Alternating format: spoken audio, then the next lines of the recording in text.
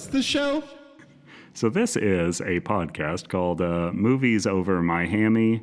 I am Andrew Santoro, and I'm joined, as always, by Adam. Hey, I'm Adam. Quinnell. I'm Adam Ordall Quinnell, and this is what my voice sounds like.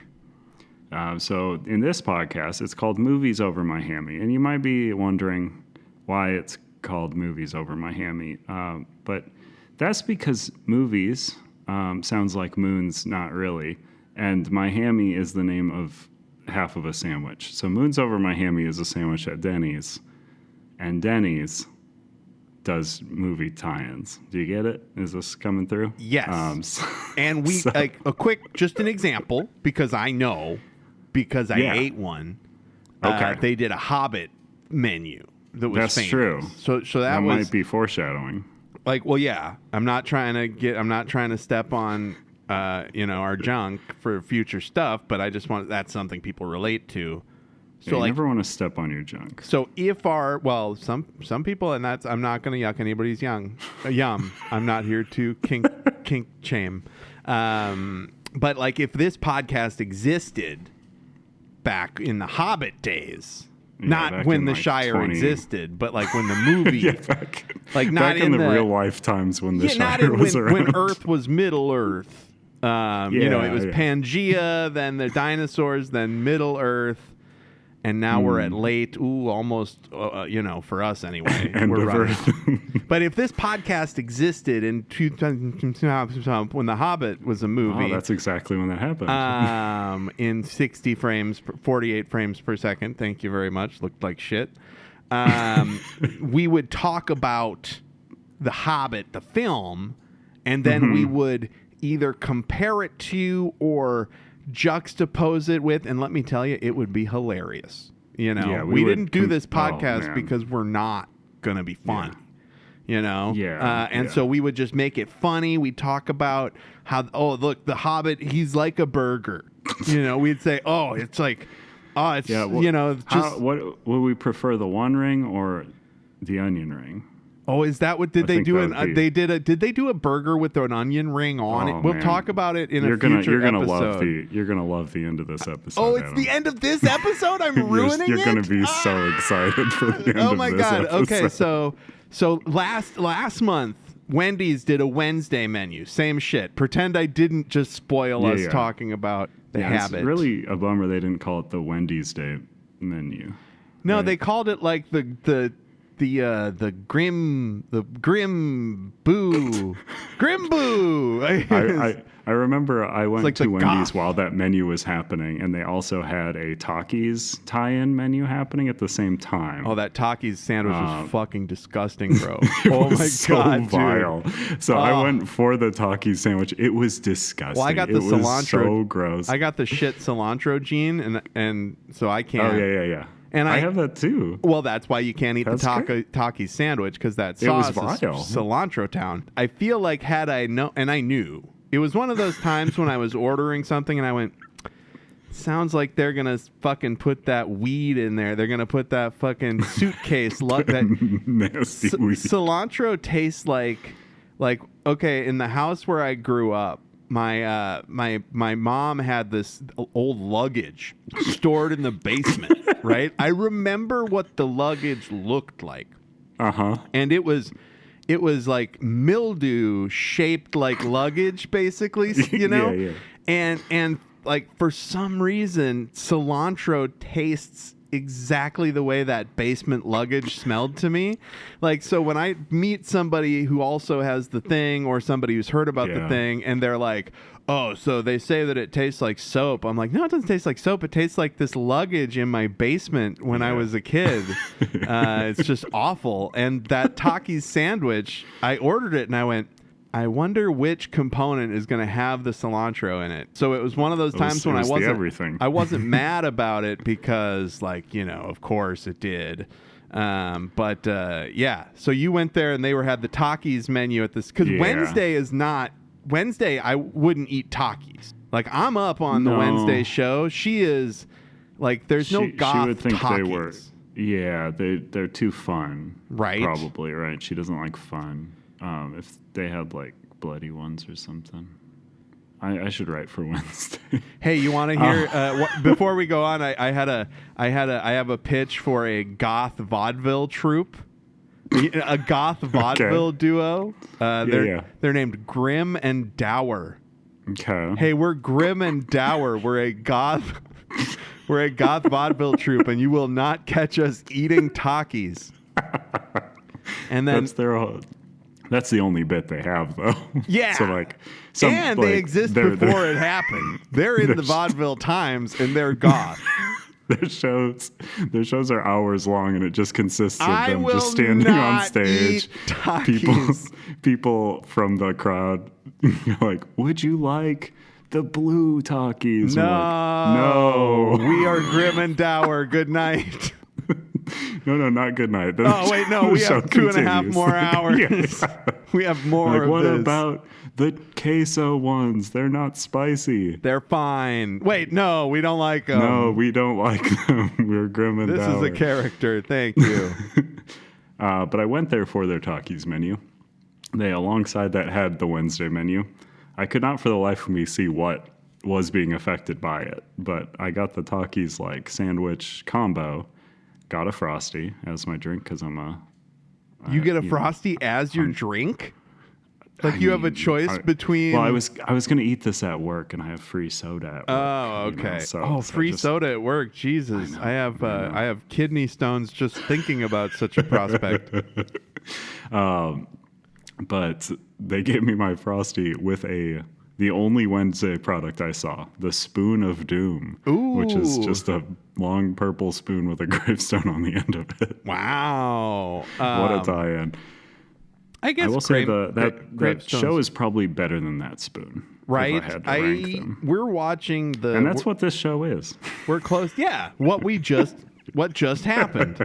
And honestly, I was nervous about how the first 8 minutes of this was going to go, but that's basically, that's what I signed up for. And we have a game. We're going to have a segment at the end. There'll be little games, little segments, little shit chats here and there, you know? Yeah. So, I mean, we can start this off a bit as well, just chatting about your history with, movie tie-in menus, if you want to. Talk about remember when they had... Any favorites? I like remember in E.T., he ate Reese's Pieces? I thought that was good. That was good. I know, honestly... You're just saying you like Reese's Pieces. Yeah, it's superior to M&M's. I think a lot of people would argue with that. But no, I would say base M&M's Reese's Pieces are better, but like peanut M&M's, crunchy M&M's. Yeah, peanut butter M&M's are probably better than Reese's because they're more. Yeah. They're just MORE peanut butter. No, movie tie-in items, honestly, gun to my head, I'd be like, hey, don't put that gun to my head. No. Please, it's a stupid question to threaten my life over. Movie tie-in things, the first one that I would come to mind is the Hobbit hole burger or whatever. I'm trying to remember. Breakfast? I'm trying to remember times when I was a kid, but I mean, maybe there was like there was a Days of Thunder Hardee's kids meal. Real. There's no way that's yes, real. You can look it up. Days of Thunder. Meal? Remember that movie with that's got Mission Impossible in it? Yeah, he's in that movie. Yeah, Top Gun. He's in. He was in a car movie.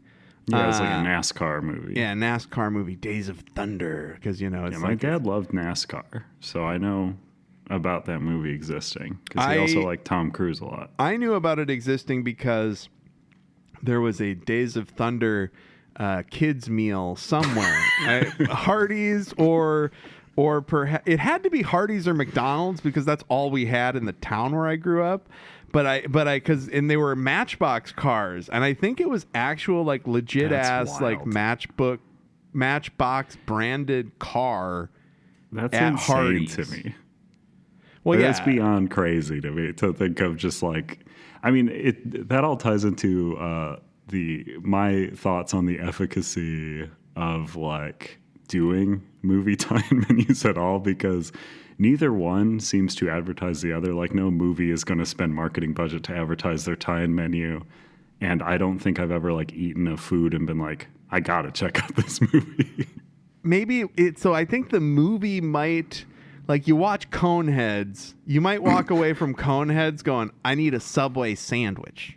You're just I need to eat some condoms. Well, yeah, I guess that wouldn't be the food tie-in, like because she ate a Subway sandwich in that as well. It was a famous CG sandwich. Sure. And Chris Farley's like, "Whoa, I'm gonna die in a couple years."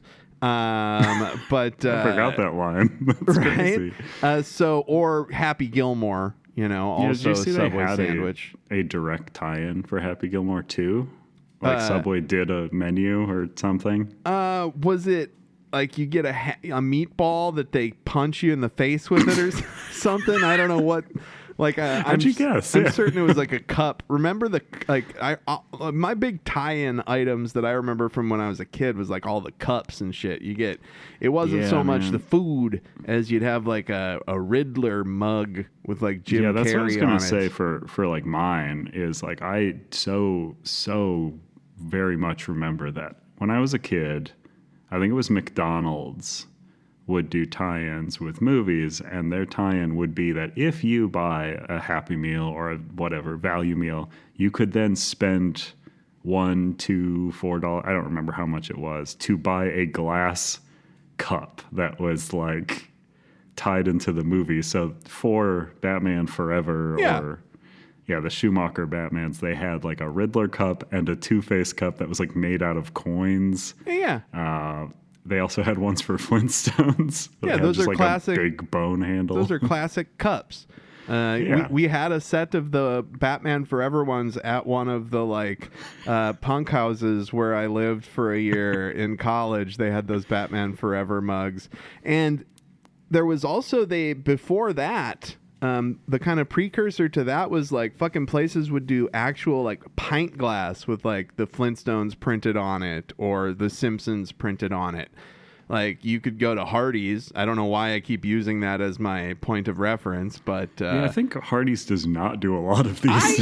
It's kind of the strangest one. I'm not gonna like I as I've said, I'm not gonna do a lot of research on this podcast. That's you wear that's my job. You wear glasses, and this was your idea. That's so but I will say another impetus for the name of the show is because Denny's does do a lot of these tie-ins. Yeah, no, you said that already. So, Good job. Yeah, no, you nailed it, Andrew. You're doing great.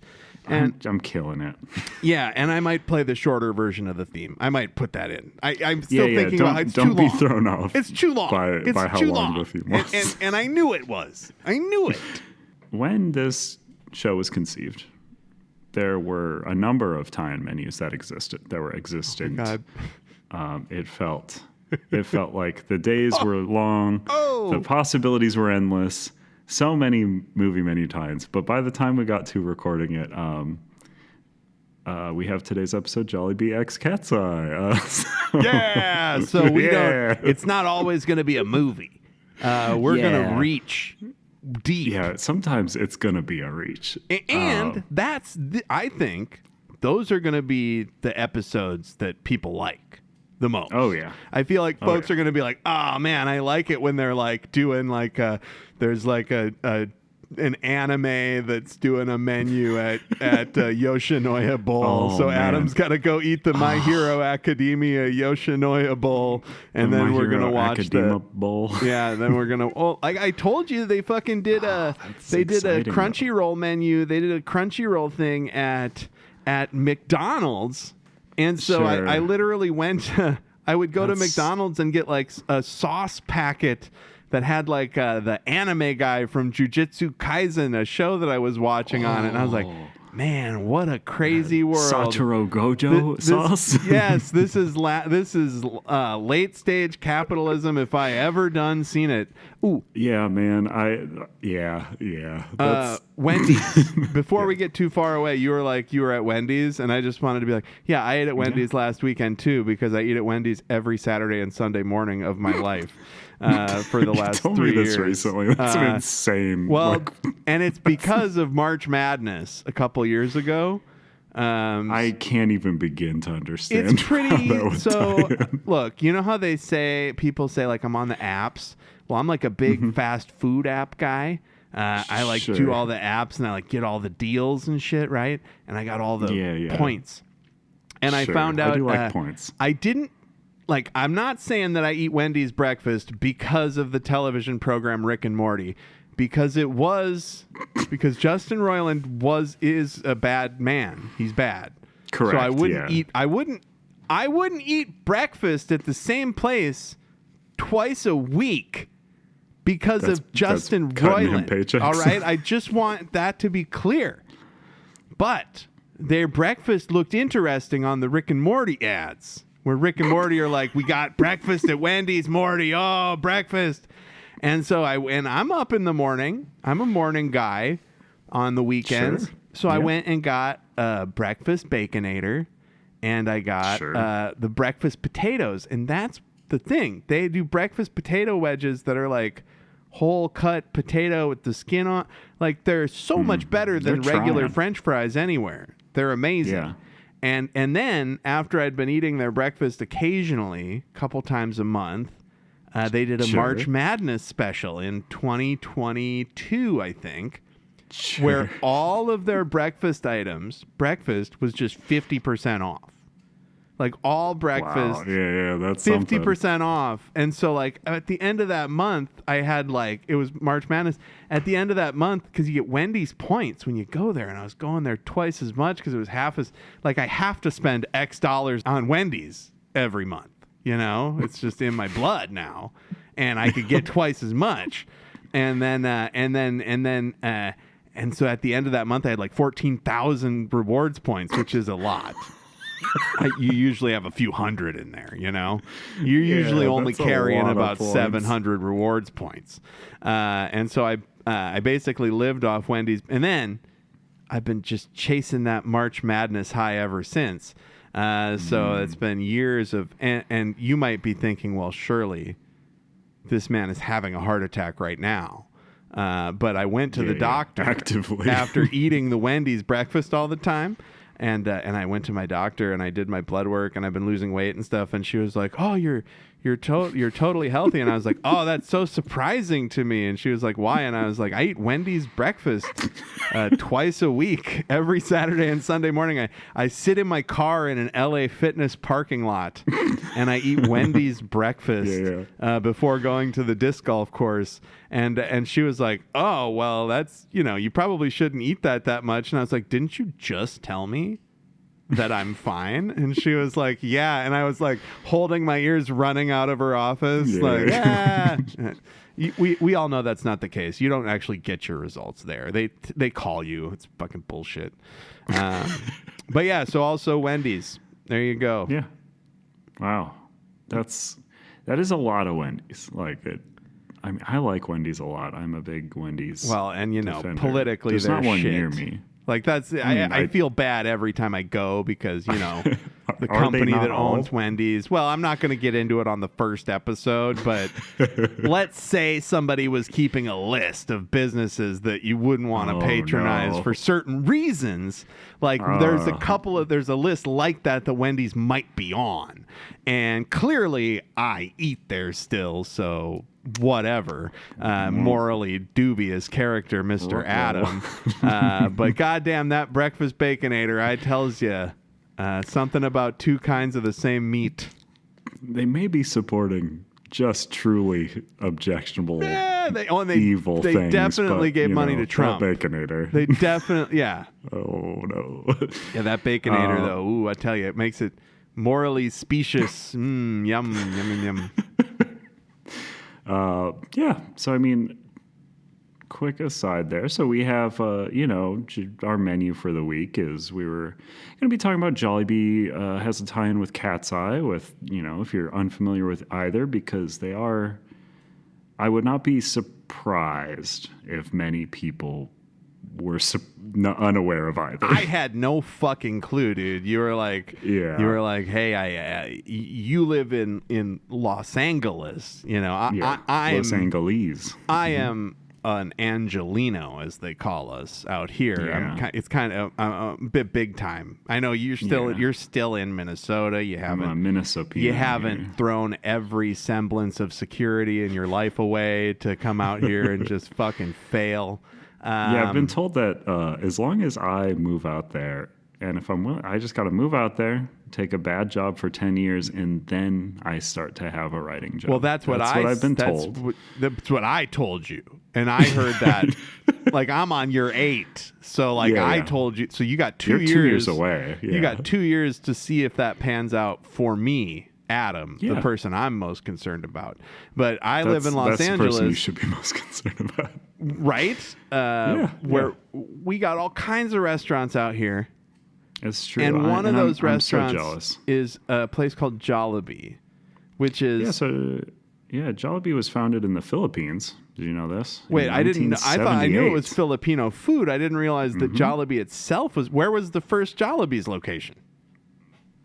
Oh my God, I thought I was setting you up. I thought I just did good podcasting. I was like, oh my God, I just did. No, I was worried I was taking over good instincts. I was worried I was taking over the conversation, and I was like, no, I got to throw it to him so that he says something too. It's a two-sided, but you didn't know. Now I'm going to guess a name Jollibee, of a... I'm not going to guess a name of a city in the Philippines. You're not going to catch me saying Machu Picchu. Founded in Quezon City. Was it? Of the Philippines. Yeah, of cool. course. We all know that. When? 1978, where it quickly became the Philippines' top fast food restaurant.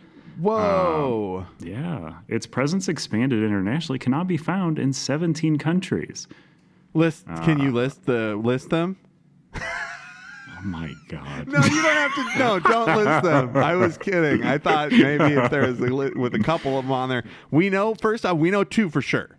So I will say this. Yeah, probably the Philippines still has them, would be my guess. And California. Canada. California. The country of California. I will say I'm incredibly jealous that you have a Jollibee near you. The closest Jollibee to me is in Chicago, Illinois, which, we can't afford it. Are kind of close, but I ain't going to drive someday 400 miles or whatever. Once we get a Patreon going, a couple months from now, when we've got thousands of Patreon subscribers, then you could take a bus to old Chi-Town and pay for me to go to Jollibee. Chow down on some campaign. So Jollibee has they have a menu item called a pollock. That is like my wife got it. I didn't. It's a big fish. No, you'd be surprised because it is not. So it is it's a rice noodle dish that's got like garlic pork on it and like a sauce and then like half a hard boiled egg. Sure. And you like mix it together, I guess, and eat it. Now, I would never eat that because hard-boiled eggs are the most vile, disgusting thing. Yeah, I've heard this wrong opinion from you before. No, they're gross. It's eggs. Like I don't want to eat. So the smell's like a fart, but the taste isn't. But it's not even. It's not even about this. I don't like egg whites. Like if I could get an egg, if I could get an egg with a double-sized yolk. And then just the tiniest little egg white around it just to hold it together in a pan. That's what I'm looking for. But so my wife got one of those ostrich eggs. They're like, there's like 13 pounds of yolk or something. That'd be an Eggs Benedict fit for a me. But poach an ostrich egg. So my wife really liked this pollock though. But now, like the interesting thing about Jollibee is they have a couple of these like Filipino staple dishes, right? Like the pollock, and there was another noodle, they also have a Jolly spaghetti. Yeah, Jolly spaghetti is sweet Filipino spaghetti that includes a beef sauce with pieces of hot dog and ham. And the other thing I know about that dish is it does use banana ketchup in it a bit as well. Banana ketchup. What the fuck is that? You can't just say. I'm assuming. I don't expect you to do a lot of research for these. We're making no money.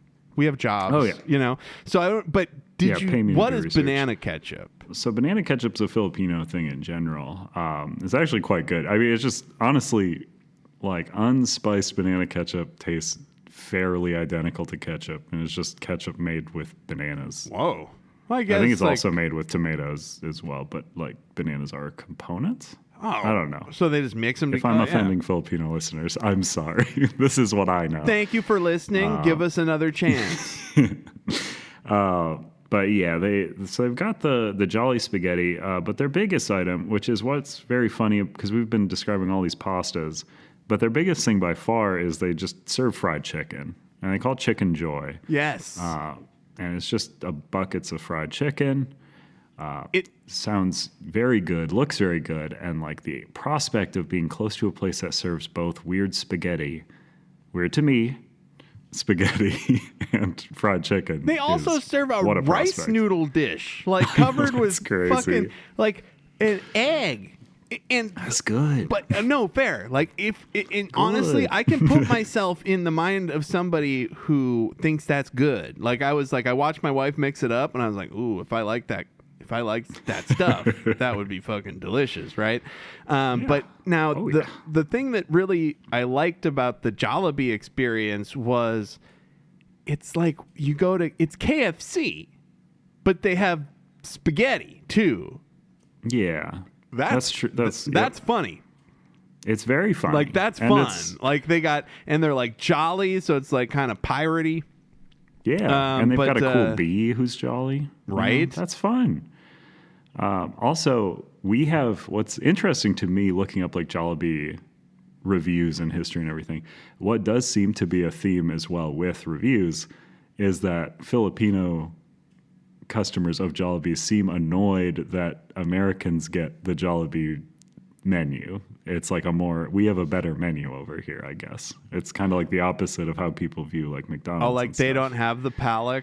I think we have like a way more diverse menu. Like it's got They a lot ain't got more spaghetti. crap on it. We go to the Filipino one. I want some fucking sweet Filipino spaghetti. Where are you going to go to get it? You go to the chicken place, of course. It's just like when I want American regular spaghetti, I go to, I almost said KFC, but I already said that. And then I tried to remember the other chicken place, Popeyes. I go to Popeyes for cannoli. I mean, I would do that. You know, why not? Oh, man, I love cannoli. When I was in New Orleans, we went to the same cannoli place twice, and it was fucking far away from where we were staying. Oh. I mean, what's interesting here, too, Jollibee began, right? 1975 is when the location first opened, right? That seems to contradict what I said earlier. It doesn't, because it opened as Magnolia Ice Cream Parlor.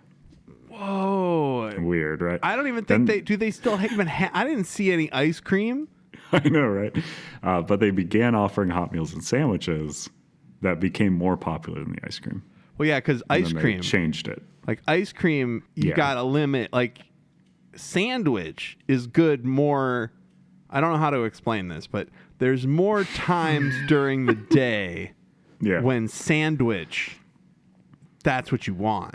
Than ice cream. Well, I guess I always want ice cream. Like, also, as a person who lives in Minnesota, there's like lots of times of the year when I don't really want ice cream. Yeah, dude. I feel that. They're becoming less and less. Yeah, because thank you, global warming. I get more really ice cream good. time. And you've got Dairy Queens abound. I have to go to a fucking mall in Riverside if I want a Blizzard. And I hate it. I will say I also don't have a lot of Dairy Queen options. There's like nothing in downtown Minneapolis. Downtown Minneapolis is that's right. You need to get fairly devoid of like any. They got rid of the Taco John's, right? In the Skyway. No more Skyway Taco John's. They put a bullet in the Taco John's head. What is it what's the Skyway Taco John's now?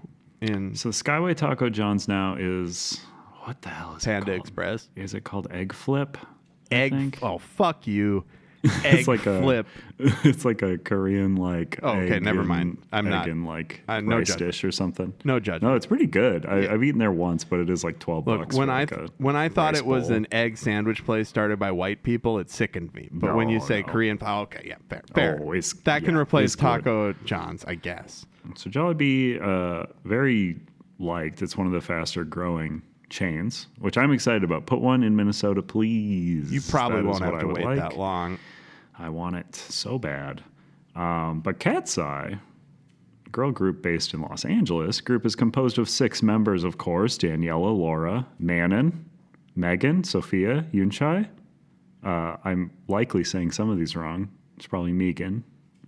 With members from the Philippines, South Korea, Switzerland, and the United States. I like how you were Katseye. saying it like you thought I was going to correct you. Like you're waiting like, okay, so Adam clearly knows about Katseye, and so I'm going to, if I'm going to get him wrong, I'll give him a second to jump in, and I'm just like, oh. Well, some of my favorite looks into this episode and into Katseye is just fans will just correct each other on which girl they're actually talking about, which is just very good stuff.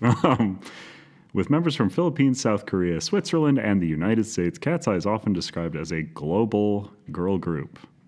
Well, right. I mean, that's what they're shooting for.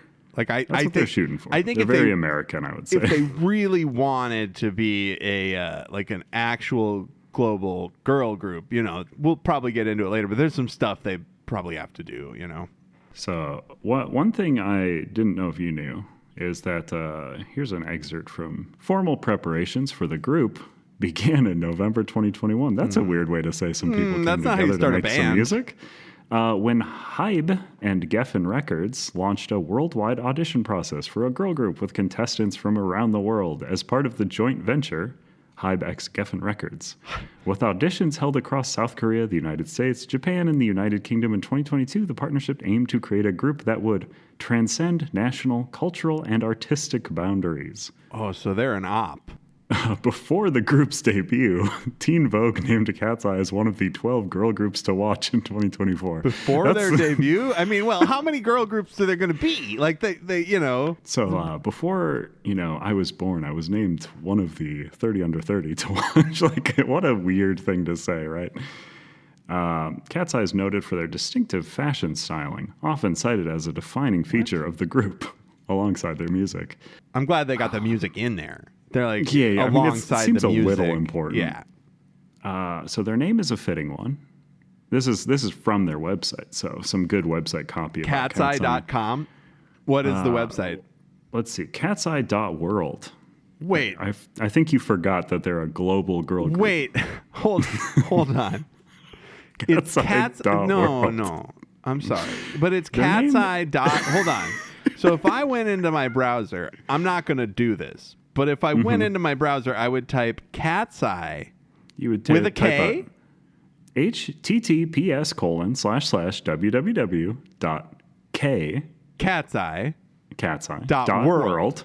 Yes. And that's it. And then I get to a website.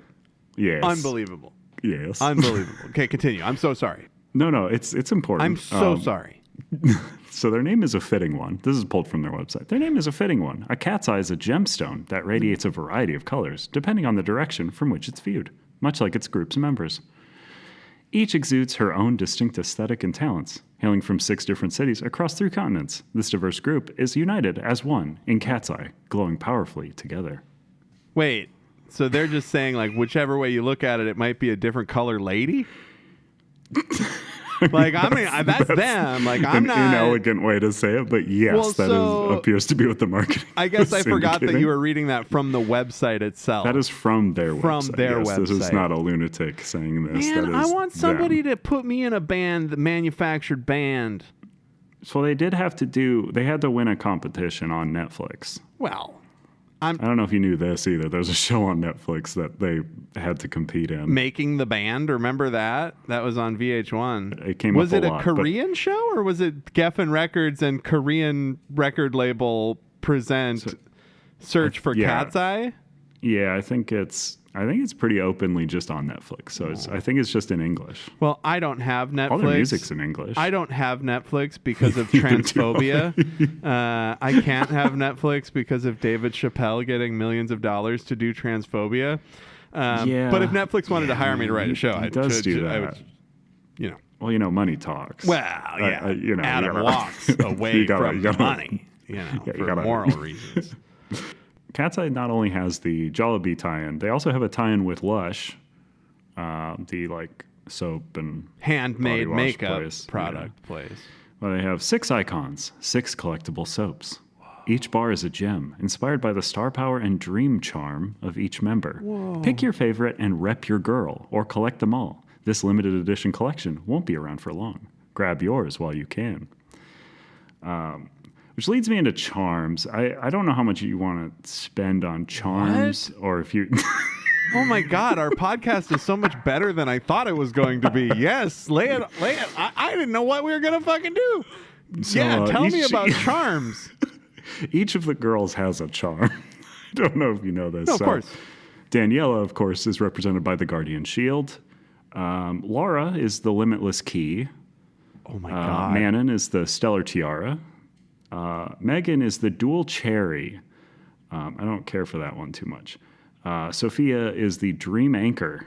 You imagine if your like charm is that you're an anchor, like You're what are you holding in the them group? down. I'm the anchor. And also the dual cherry, is that like double? Yeah, I'll get back to that one. Oh real no, quick. it is double virginal. Is it double virginal? Oh no. And Okay, then continue. And then of course, Yunchai is the Soothing Shell. Well, yeah. I mean, if like when you started that, I was like, he's gonna get to Yunchai at the end because her name starts with a Y, and Yeah, I know they she's are in alphabetical. Aren't she's they? the something shell. Like Each of these has a pretty big giant block of text to describe them, so I don't really want to go over all of them. But yeah, we'll go on Dual Cherry because it's confusing to me. But here's the text. Feel free to interrupt. It's weird. In your presence, an aura of sensuality and allure envelops those around you, drawing them in like bees to a cherry tree in full bloom. Wait, so Your wit. how old are these kids? Like, how old are these? I don't want to get into. Wait, oh no, wait, are they younger than 18? The Catzeys? I didn't look. In my initial studies, I believe their range was 16 to 24. You can't have people that are adults and kids in the same band. I agree. You can't have that must have been weird for Silverchair. You know, the guys in Silverchair, they were like 3 years older than the drummers. So at one point there was like a 21-year-old on tour with 18-year-olds. No. Yeah, that'll happen. Okay, continue. What else about the double cherry? What are these? These are crystals. These are their charms, of course. Yeah. Your wit, like the swift pluck of ripe cherries, effortlessly adds flavor to conversations, leaving a sweet aftertaste in its wake.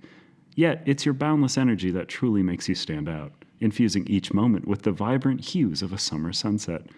Together, these traits paint a portrait of someone who exudes passion, embraces mystery like the hidden depths of a cherry's core. Oh, Jesus Christ. You know, because when I look, I'll tell you this. There's a good chance after hearing that, maybe I've never eaten a fucking cherry. Like, I'm starting to question what, like, that, whoever wrote that marketing thing. I think ChatGPT might have written this. Oh, I don't. Yeah, God damn it! It's all it's going to be, isn't it? I forgot about this is a new band that's definitely ChatGPT enabled. They check the ChatGPT box on the creating the band. Yeah, embraces mysteries like the hidden depths of a cherry's core is one of the dumbest things I've like. What's going to be inside my cherry is probably a bit. I mean, it's going to be... It's not a lot of mystery what's there. inside a cherry? I don't know. Sometimes it's like a flower. Yeah. Little meat. Sometimes there's a tooth. It's like if you had a mystery show and a guy just kills another guy and then just stands there waiting for the police and you're like, ooh, who did it? Yeah, right. Like, probably that guy. I don't know. He's eating a cherry. He's like, I got a pitch. Crack my tooth. Mystery? Dazzles with wit and radiates an infectious energy that leaves a lasting impression on all who encounter you. That's the dual cherry charm. So there's also a which charm are you quiz that you can take, I guess. I have not done that. How many questions? It takes me to link.fans/charm quiz. I do have to sign up for No, don't sign up for anything. Email. I'm not going to be doing that. You're just going to get calls from people who are like, you've been approved for a $30,000 loan. Yeah, I don't want to get put on the list. I'm probably on some list. You don't want to be on website already list. as a man in their 30s. But right. So that's Katseye. They've done some music. I listened to it as well as you. I did, yes. I did. Yeah, this is going to be a strange one, right? Because the thesis of the show is to intake the media that is being tied in, and then to also intake the food. Mm-hmm. And then we'll engage in a spirited discussion and ultimately come out saying which of the two is the better one. I did not eat the food because there's no Jollibee. Yeah, there's no near me. Jollibees. You know, I mean, I did listen to it, and I looked at the description of the food. You listened to the food? I got I got a mic and a Jollibees. Listen to it. You called somebody at a Jollibee. You called that Chicago Jollibee, and you're like, put the phone next to the Katseye sandwich. teriyaki chicken sando. Yeah, it's important. Yeah, I forgot. I guess we didn't go into the menu tie-in. So here's their 2 menu items. There's only 2. Fried chicken with Korean barbecue glaze. Mm-hmm. That's the end of that description. Mm-hmm. And then chicken sandwich. Our crispy, juicy, hand-breaded chicken breast fillet hand-dipped in a sweet soy glaze with a bold kick of heat, topped with fresh cilantro, red onion, and cucumber slices, served on a toasted brioche bun. They also did a variety of merch, which actually came before the food, which is strange. This is to a me. band that has 2 EPs out. They do One have Filipino 2 EPs. member, and they're like, we need a fucking restaurant tie-in. Like, we gotta get this sorted the fuck out. We need... and it's, you know, the girls love chicken. So if it's, you know, we'll talk to KFC. I know they're not Filipino, but they're obviously number 1 in the game than Popeyes. Oh yeah. And I ate the food. I did, and it was good as hell. Yeah. It's the best fast food chicken sandwich on the market, easily. Yeah, again, makes me so jealous. I mean, so jealous because and I did no cilantro, and I didn't realize that. So I guess the cilantro and the pickled onions must be like a mix, which is weird because the pickled onions would make the cilantro. You wouldn't want those mixed together to put on a thing. That's probably how I could ingest cilantro. If you pickled it with onions. No, sour the flavor enough. Maybe. I feel like if you pickle the cilantro, it's just going to concentrate the luggage flavor into whatever you're putting it in. That seems like a fool's gambit. But yes, this is a funny thing about the cilantro thing, because I think I have it too, right? But I also don't taste soap. It just, if cilantro or cucumber, honestly, I have it for cucumber as well. If either of them is on a thing, it's the only thing I can taste. Like, it's not that it tastes bad, but people go, cucumber's so nice to have as just a crunch. And I go like, but then it tastes like cucumber, to which people go, cucumber doesn't have a taste. Oh man, I would never say cucumber doesn't have a taste, but I understand why people who are trying to fucking tell you how to live and give you some shit would tell you that. But no, like for me, I put the second that a sprig of cilantro touches my tongue, it's like this disgusting taste just spreads out from that one taste bud, and like the luggage just opens up. Yeah, right. And then you're just huffing fucking mold, huffing mildew luggage. All right, so why did they do this tie-in? So, you know, I'm always going to look to the press releases. Oh, good. I'm glad that you know the answer to know. that, because I was like, I don't fucking know. I just know it was delicious. Right? Yeah, why would they do that? So, Jollibee, the beloved global restaurant brand, renowned for its great tasting menu and joyful dining experience, is thrilled to announce an exciting new partnership with the internationally acclaimed girl group Katseye. This landmark collaboration unites the restaurant brand's rich heritage of bringing families and communities together through delicious food, with the dynamic girl group's vibrant energy and rapidly growing global fan base of, and you probably don't know they're called this, icons. Like EYE? That's close. EYEKONS. Oh, okay. I was like, they got to get a K in there, right? Like, whoa, they really fucked shit up. Like, it's not just because you'd think you'd go one or the other. Yeah. No, we got to go both. Why wouldn't they just call them? I guess they got to be something. And also, the conceit of this band is we're just gonna they're famous. Like you just make it and be like, these women are icons, and it's like. But they haven't. No, the fans are icons. Well, yeah, but they're the fans want to be like Katseye, right? Yeah. So like they made an iconic group, They're like, we want to just make an iconic group. But I think that they're missing something in that. And I'm not going to say, hey, I don't think there's anything wrong with, well, I mean, I don't like capitalism. So, yeah, they are just like, but kind of a product. But like, it doesn't, to me, whether a band starts because it's all whatever, you know, like whether a band is started by a record label or it's kids in a garage. At the level of becoming an icon, it's money, you know? Like once you get to that. But you have to get to that. You don't start like Taylor Swift didn't start as an icon, right? Like I don't even think she started out as being called Taylor Swift. No, well, I mean that's if she was a Masters of the Universe character, she would be Taylor. So this collaboration is a natural fit, rooted in Jollibee and Katseye's shared ability to spark joy among their global fan bases. Wow. Jollibee, with its unique flavors, universally loved offerings like its crispy, juicy Chickenjoy fried chicken, and welcoming service, has cultivated a loyal following across generations and cultures.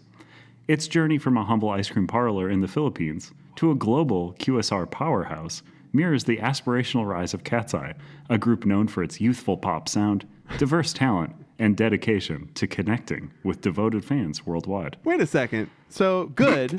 That's a reach. That's a reach. Wait, so like you're. I also love aspirational rise. Well, like they want to become big. They're the exact opposite of the restaurant. The restaurant started as an ice cream parlor, and now it's this global chicken phenomenon. These girls, these women, some of them young women, some girls, some adult women, I guess. It's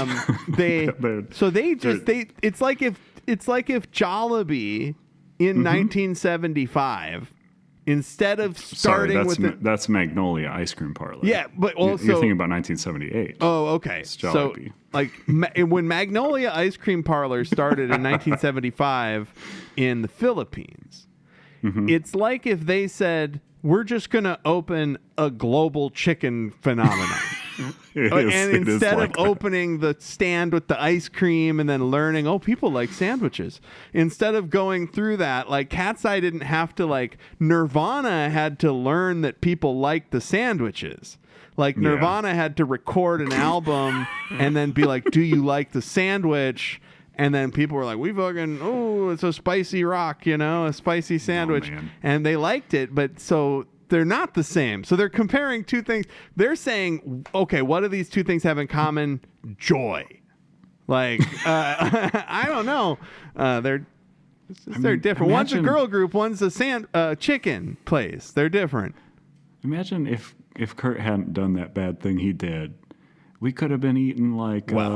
McDonald's ex Nirvana, Yeah, right.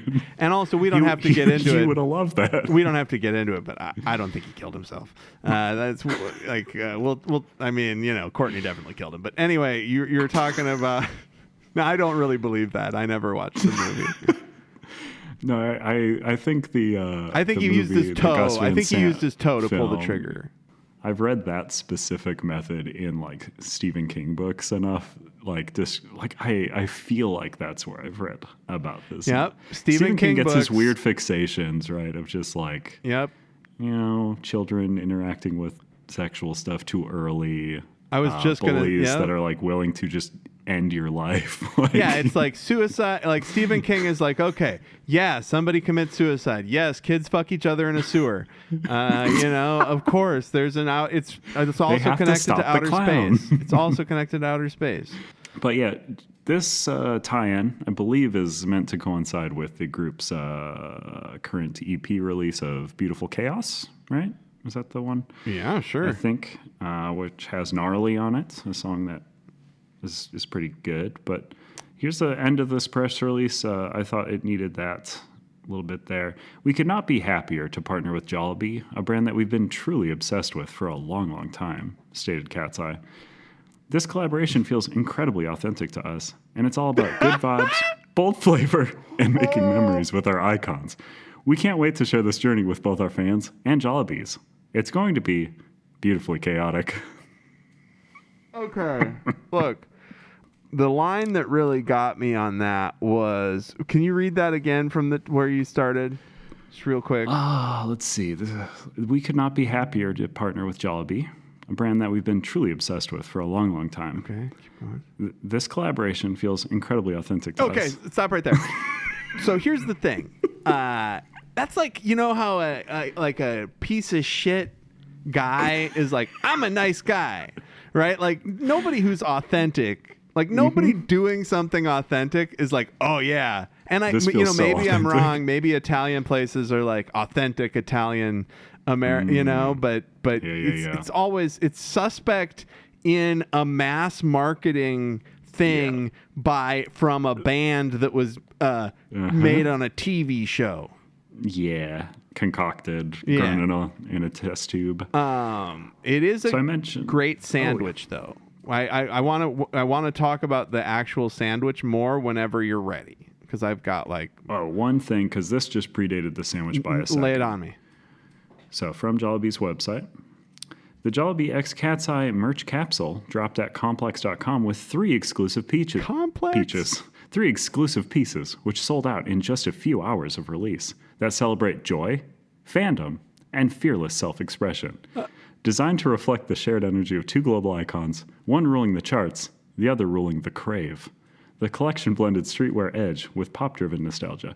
Now, I shared you a link to the merch pieces, which I think is a fun view at what Pulling it up now. Fearless self-expression looks like. I think it's important to always talk about self-expression in a capitalist society and how you can do that.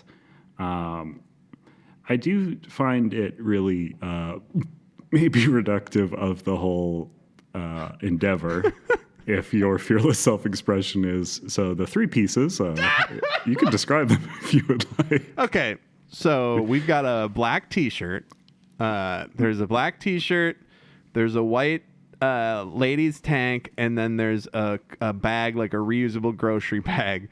And the reusable grocery bag and the black T-shirt are the same design. It says a Chickenjoy over a Jollibee chicken bucket, and then underneath it in like snot green, like slimy font. So this was made by AI. Like clearly this was designed by AI. It's a slimy font that says gnarly. So it's like Chickenjoy gnarly. And now that I think about it, for the cadence of the song, that kind of fits. It's like Chickenjoy gnarly. And then there's a white shirt that I can't really see because the resolution is bad. Jollibee X Katseye. This is also pulled from the press release. So the picture being bad is it's confusing. All bad news. It's not cool. And that is the Jollibee, the Jollibee himself, his head next to the like Katseye logo, which is a star, like a 6-pointed star. Oh wait. Wait, how many? Listen, Andrew, I know this is the first episode we're recording. It might be like the 3rd or 4th episode you're hearing, but it's always kind of, I don't want to say triggering to me, but my ears perk up whenever somebody like points out how many points a star has. I don't know why. Oh, it's a star that has 6. Sure. It's made out of. You want to say how many points a star has? That's more than 5. Important information less than 7. to you. No, I get it. My thing here, right, that I find strange, celebrating joy. I don't know. It says Chickenjoy, sure, whatever. Celebrating fandom, correct. These are things that would celebrate fandom. Celebrating fearless self-expression. Gnarly. Gnarly. It's just like it really makes me sad to think of self-expression being like, I like chicken, that I'm expressing myself on the most basic form. This is indeed self-expression. But yeah, it's like I guess it qualifies. It's like it's like how eating a Subway sandwich. It's almost like a salad. Yeah. You know, it's like a salad like. This is like expression-y. It's like self-expression-ish. Yeah, it's self-expression adjacent. Absolutely. I could see its expression. But yeah, let's you're going to have to sell me on this sandwich because I have listened to the music because the music, much like the girl group, is available globally. Yes, but the chicken sandwich is not. Much like people are complaining about in the Philippines, not available globally. Wait, so in the Philippines, they don't get the Katseye fucking... Are you fucking serious, dude? That's the item that's missing is they don't have the chicken sandwich? Oh, my God, dude. So... Here's a comment from Reddit. I wish it's available in our local Jollibee in PH Sanol. Also, just a thought and wanted to share. Kind of a missed opportunity that Katseye being a diverse group. It will be cool if they offer several flavors, not necessarily the chicken itself, but at least the sauce. I understand it might not be easy to pull off. Well, they would have to have 2 sauce buckets. They would have to have 2 buckets of sauce. Like if there's one thing I know about, if there's one thing I know about a restaurant, it's like their space for sauce is always so limited. I don't know if how many sauces chicken could be dipped into though. It's notoriously something you don't dip in things. I don't know. They're chicken dippers. Like that's literally a type of, you get chicken tendies. They got all kinds of different, there's fancy tendy places where there's lots of different sauces, I think. Man, but I want to go to a fancy tendy place. Well, so I feel bad for the Philippines. Not for racist reasons, but for I feel bad because they don't have this sandwich because it's the best. First off, I thought it was going to be difficult for me to give a proper take notes on this because I was so fucking hungry and I had to piss so bad. I was so high. I got so high and had to piss, and I was just so fucking hungry. I hadn't eaten since 10 a.m. and this was after way better work. When you gotta piss. No. I just it's just it's all I could think about was that I had to piss. Oh, I gotcha. And the men's room was occupied, so I had to go and wait. And so my wife ordered the food, and then I went to the bathroom and waited, and then I was like, oh my God, I've pissed, and I feel slightly relieved, but I'm still so fucking hungry. And when we walked into Jollibee's, I was like, oh, well, I have COVID now. Because it's I didn't realize it was the most popular restaurant on the planet. It was so busy. And that's good because it's delicious food, so that's fine, but I wasn't wearing a mask, so I'm certain that I got double COVID from somebody there. There's always a coughing baby or 3. And so we got this. I had to get it with no cilantro because I wouldn't, and that's going to be a thing for everything that we review that has cilantro on it or a hard boiled egg. I'm just not going to get the full experience.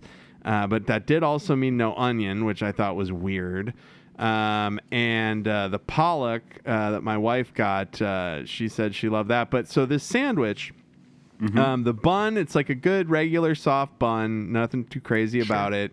The chicken breast itself, it's really good and crispy around the edges, and it's how you get the McDonald's chicken sandwich, it just seems like you're just eating a bag of water. They're just super watery chicken breasts. I hate that shit. But this was really good, dense chicken. Good. It was not a bag of water at all. What?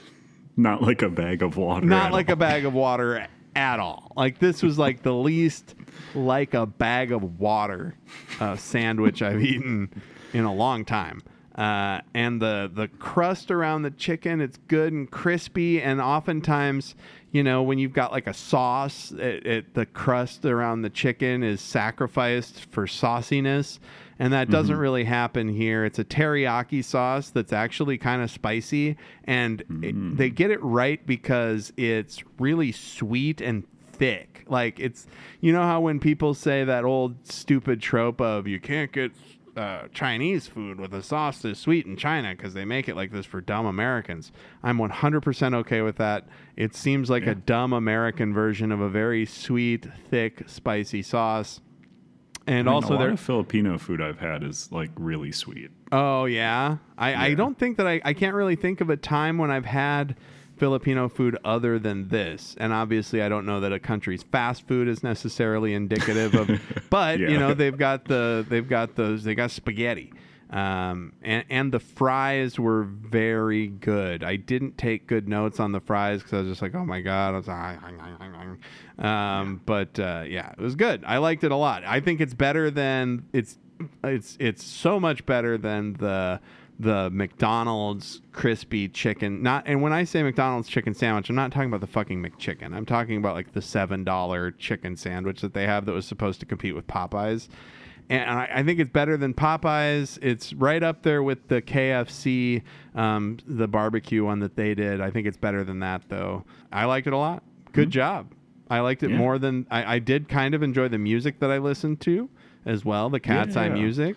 How do you want to go over the music? Because would you want to compare it to an album or to they don't even songs? They don't even have an album. Or they have EPs. They got a couple EPs, and I don't know that we can really compare. So if I was gonna compare them, I would say, hey, kind of spicy, because they're like they're like young women of varying ethnicities, and so if I was a dumbass, I would be like, oh, kind of sweet and spicy, and also joy. They sparked joy. Yeah. So I didn't really see the connection between the chicken and the music. So what do you think about you? I listened to all of the. I listened to all of their music that they had on Apple Music at least once, and I listened to the top 4 songs a few times. And I want to talk about the lyrics to Gnarly at some point. But go ahead. How do you see these two things fitting together? So here we can break it down. I reviewed what came up to me on whatever. I listened to a few. They did a Monster High theme song. Ooh. It's really bad. It's one of the worst of their things I listened to. It's very confusing. They did a song called Flame for an anime on Netflix. Also quite bad. I really don't know those ones. I don't know that we can't really hold their commercial work against them, because you got Netflix telling you what they want, So it seems like, what I think the menu would be trying to promote is Beautiful Chaos, because that is the album that has just come out, or the EP, sorry, not an album. Because Soft is Strong is their other one. Sis is what it's called. Sis, in parentheticals, Soft is Strong. I actually like that one quite a bit. That one had Debut. Did I listen to Debut? Debut. Yes. I said, I'm a simple man and I love my na-na-na-nas and la-la-la-las. Yeah. And that one's got a lot of those. It does indeed. That one also has Touch. I thought it was fine.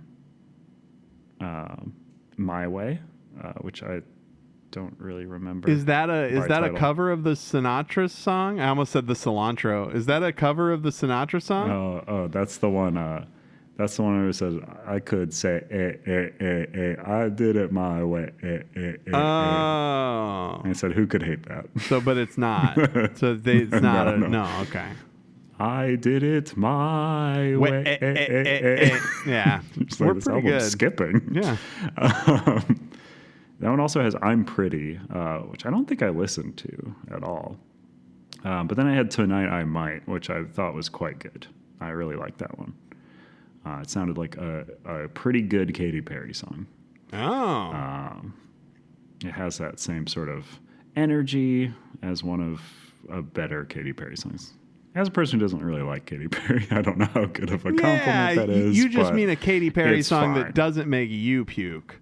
Yeah. Like, basically. Not. That one got a 4 out of 5 from New Musical Express, publication I've never heard of. Oh, no. You don't.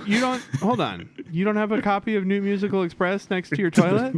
No. That's not, you don't have. Well, it's in a rotation. Apartment. The 2 months ago's whatever you said, Music Express, that's in the bathroom, and then the last one is by the bed, and the new one is by the door. Yeah. You got to keep track of your Musical Express. Yeah. The new album, Beautiful Chaos, or the new EP. Sorry, they don't do albums. I guess that's a K-pop thing. And also, when you're a manufactured band, you don't really.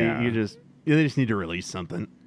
Well, a lot of the fans, again, I went to Reddit to look at what people said, and I didn't pull a lot of those things because they're kind of boring and like a little gross and a little weird. But people on Reddit seemed being gross and weird about a group of 6 young women? No. I know, it's crazy. No. But the overwhelming thing seemed to be like, let them write songs. They really want to write their own songs because their thing is they use songs that were not produced by other people. I guess this group is buying those songs and making those songs. Well, yeah, that's how pop music works. Yeah. So like everyone on Reddit seems to think that this group's really going to take off once they actually let them take off. They got a goddamn chicken sandwich at Jollibee. Like they've done multiple themes for television shows. Like, yeah. Pitchfork gave Beautiful Chaos a 5.5 out of 10. Rolling Stones a 3 out of 5. Oof. Pretty okay stuff. That album has Gnarly on it, which we can talk about Gnarly. I think Gnarly's pretty good. I think it's a good song. Like, it's exactly the correct length. It's like which is like just over 2 minutes. It's like a bit of a jam. It's got like a dubstep feel to it. It's like K-pop dubstep. Now, one thing that I didn't like about Gnarly that really turned me off is they're listing things. Can't imagine what it would be. Well, first off, fried chicken Gnarly. There it is right there. It's in there. Oh, and I have to say, Beautiful Chaos, right? I don't think that a teriyaki chicken sandwich is spicy. That's not Beautiful Chaos. Like, that's I would say like a regular thing.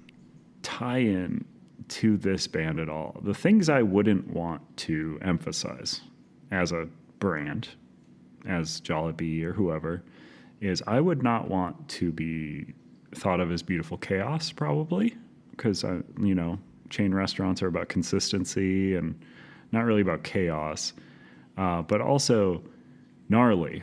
I'm older than these women, but Gnarly, a thing that can mean bad. Yeah, and they use snot in the thing, so it's like a Beautiful Chaos Gnarly's chicken sandwich would be like a snot green chicken sandwich with like that's like and as you say, I hadn't even thought about that, but yeah, of course you don't want a chaotic chicken sandwich. You want the chicken sandwich. That's the thing that you wanted, and that it would be gnarly to not have that. And also gnarly means good in a certain way, that fucking gnarly bro. Like it's like like shredding the gnar. And being a Angelino like I am, it's definitely something that everybody's saying out here. We're always talking about what is gnarly, shredding the gnar and shedding the gnar when you need your new gnar.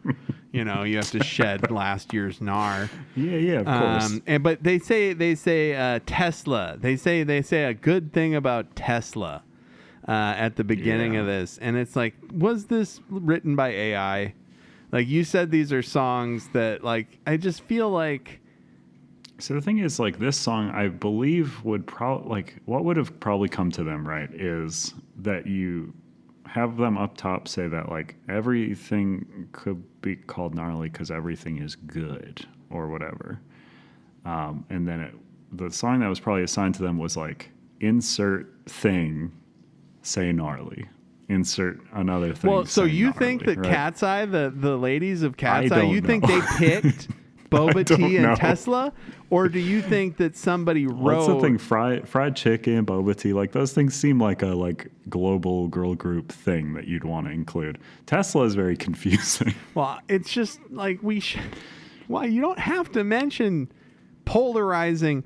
It bums me out that, like, if you're trying to be a global girl group, that you think casually mentioning Tesla wouldn't be polarizing, and I'm not a lib. Like, I don't think like, oh, Tesla, Elon Musk fucked up the government with Doggy or whatever.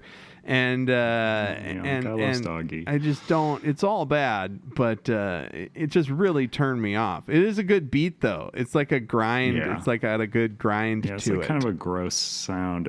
I like it. What I would say about that song, again, if they are purchasing older songs that like didn't get produced, maybe this song is, could get one of those I bought this song before Elon went crazy bumper stickers. Oh, wow. Yeah. Wow. Listen to that joke. Yeah. Look at that. Look at that. Bumper. I see those bumper stickers all the time, and I go, man, if I could snap my fingers and just make your vehicle explode with you in it, I would do that. Because holy shit, you fucking asshole. Like, yeah, that's like if, I was yelling at somebody and I would, intermittently go, I usually don't yell at you. I was like, okay, I guess, I don't know. Like I think thou doth protest too much. Like, if you have to, and it's, the funny thing is, like, they need to get those stickers because they can't just sell the car. Because nobody fucking wants to buy a used Tesla. Do you think they just sell the cars with those on them now? Well, at the lot. New from the dealership. They're like, yeah, here's your here's your shit. Envelope with your optional bumper sticker. Like, it is a pretty nice car, but people are going to give you shit. Oh man, I think of a time when I thought that maybe it would be cool to own a Tesla, and I just want to go back in time and fucking break my own solar plexus.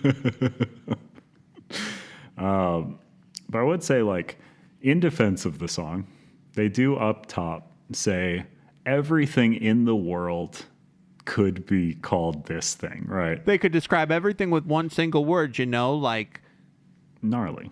Boba tea. Gnarly. Tesla. So, like, they're not assigning value to it, right? So it'd be like bowl of dog shit. Gnarly. Tesla. Gnarly. Like, they're not saying it's good. They're saying putting it's it next gnarly. to fried chicken makes it seem like they think it's good, but they are just saying that it's another object that exists in the earth, on the earth. It's not in the earth. Here's another. There's probably Teslas in the earth. Well, there will be. Plastic. Once you get that tunnel going. Oh yeah, I thought that when the light takes us all to the other side, and then the world becomes overgrown, then the Teslas will return to the earth. There's a line in this song I think is particularly powerful. Hottie hottie, like a bag of Takis. I'm the shit, gnarly. Obvi, they be trying to copy. I'm the shit. And that's pretty good. I like it a lot. Like, I think that's it really it does make you think. Like, because when I'm eating a bag of Takis, that could be good because I like them, gnarly. But it could also be bad because I'm a fat pig and I shouldn't be eating a bag of Takis at 2 a.m, gnarly. Yeah, gnarly. This EP also has Gabriella on it, which they really want this. They really want this Gabriella really person to be the like most Gabriella. Important fucking person in my life, dude. Oh my god, dude, Gabriella, song. we get it. I thought that song sucked. Like, I thought it was so bad. I truly did not like that one, and that was the first one, right? Isn't it Gabriella then gnarly? Like, like in the I think the so. top and I think it's the most list? played song, yeah. But track list, it's second. So it isn't a symptom of just being up top. But it's followed by Game Boy, a console that is older than every person in this group. Is it about a Game Boy? Or is it about a boy that plays games? Well, the title is Game Boy. Sure. One word, as like the console. But it is about a boy that's playing games. But do they reference Game Boy games in it? Are they like Link's 2's Awakening? Like, do they mention Super Mario Land 2? I'm just trying to think of Game Boy games. Yeah, so here's what I wrote, which seems to indicate, so I don't remember the song at all. I wrote, fun chorus, not a huge fan of the non-chorus stuff. I'm a simple man and I like Nintendo sounds. So I think they use Nintendo sounds. Oh, I remember that. Yeah, it's like a ka-ching, ka-ching.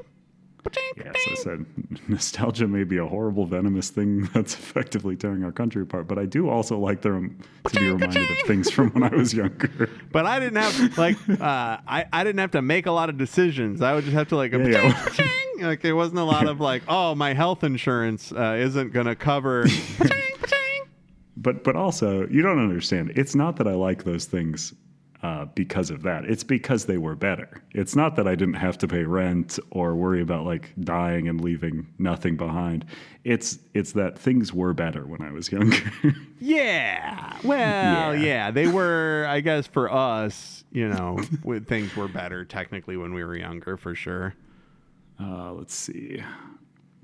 But yeah, that is that EP. I will say they did put out a Beautiful Chaos: the remixes. The remixes include, and you're gonna love this because it's still only the 3 songs, but there's 10 tracks on this one now. How'd they do that? Oh, by remixing. So we've got Gnarly extended version. Then we've got Gabriella Julia Lewis reggaeton remix, Gabriella extended version, and then I've never seen this before on any album, Gabriella sped up version. Is it just sped up? It is just sped up. Well, but are their voices higher? Like, did they just speed it up like the Chipmunks, or did they? No, it's they recorded it faster. I think they recorded it faster. Okay. I think they didn't pitch it at all. They had pitch AI shift do it, but they just put it through bumped AI. the speed up. It's literally just faster. I wonder if they even want to write their music. Like those fans are like, once they start writing their music, what if those kids are, those ladies are just like, I don't give a fuck. I mean, I literally, I'm just collecting the paycheck, I got in a band via a TV show. I'm not, I didn't I'm not, I'm not for the exposure Bernie, and the paycheck. I'm not Bernie Taupin.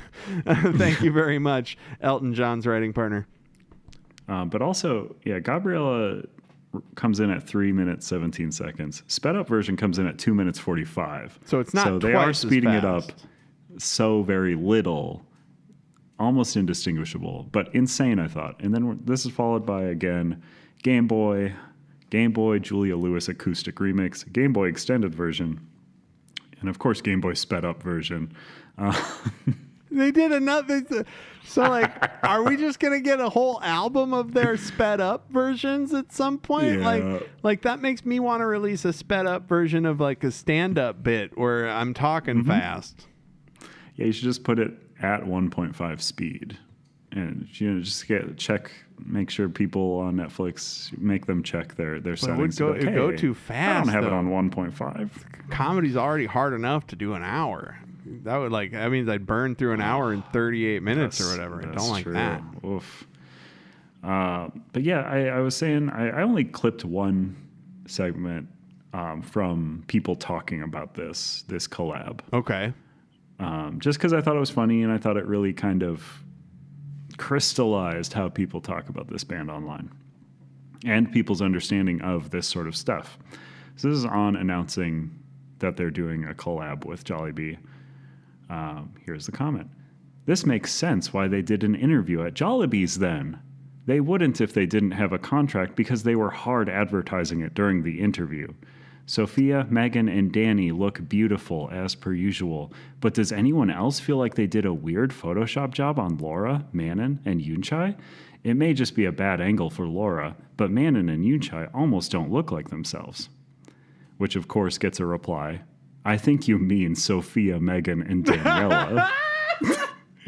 To which they reply, oops, you're right. Haha, I'll change that now. I'll change that now. And that was on Reddit? Yeah. Oh, Reddit. You guys, y'all fucking weirdos over there. Yeah. Just weird. Just lots of comments about appearance. As a fan of that band, you must feel weird being a fan of something that didn't exist yesterday. Like, how do you like?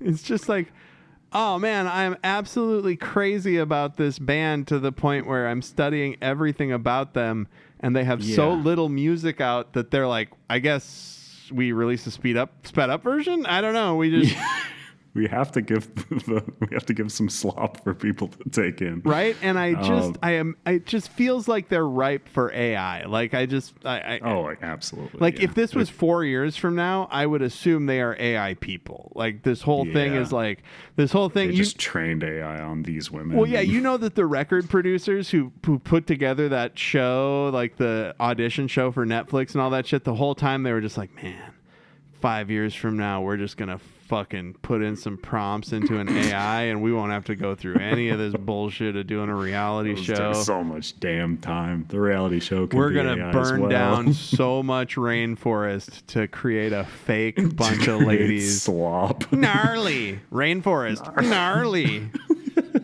No more rainforest. Gnarly. Post scarcity society. Gnarly. Oh yeah, but that's Katseye, the band, and Katseye menu items at Jollibee. So, as somebody who did not eat the thing but did listen to the music, I think I vote on chicken sandwich. And I we're voting on something? I don't know. I don't know how this part of the show goes. Yeah, we didn't really talk about it. But so it's like, do we vote for one is better than the other, or do we vote for quality of the tie-in? Like, do we say we can give things ham ratings, like how many my hams does it get, to tie in with like the name of the the show, podcast, yes, that we're doing so now. It's like 5 out of 5 my hams. So what are you rating the tie-in? I think you could rate because effectively we're saying which one's better. Well, the sandwich is better. But I think better is binary. Yeah. There's no rating. But like how much better? Because we can effectively rate them. Well, I would say that it's a just rating. I think that it's amount of better. It's 100%. So like a 5, I guess. Because that sandwich was good as fuck. Like that would give you a 0 out of 5 for the music. Well, wait. So we have 5 points to distribute between. No. If you rank them both on a 1 to 5 scale. Well, I give the music like a 2 or a 3. It's not my bag. Yeah, I think I'm right there. Yeah, it's fun to listen to. I'm glad that it was interesting enough for me to goof on it a little bit here on the podcast. But no, that sandwich was a 5. Yeah. Waiting, it was a long ass wait. It was very busy. And does that subtract from the wait? What? Does that subtract from the score? No, not at all. That was the best fucking sandwich. It's worth it. Worth a wait, 100%.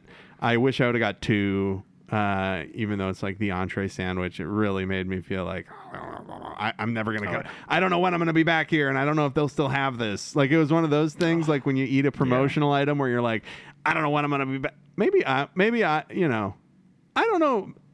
Maybe I'm nuts because I've thought that before, like where I'm like, oh man, this restaurant is far away from my house, and this seasonal item is so fucking good.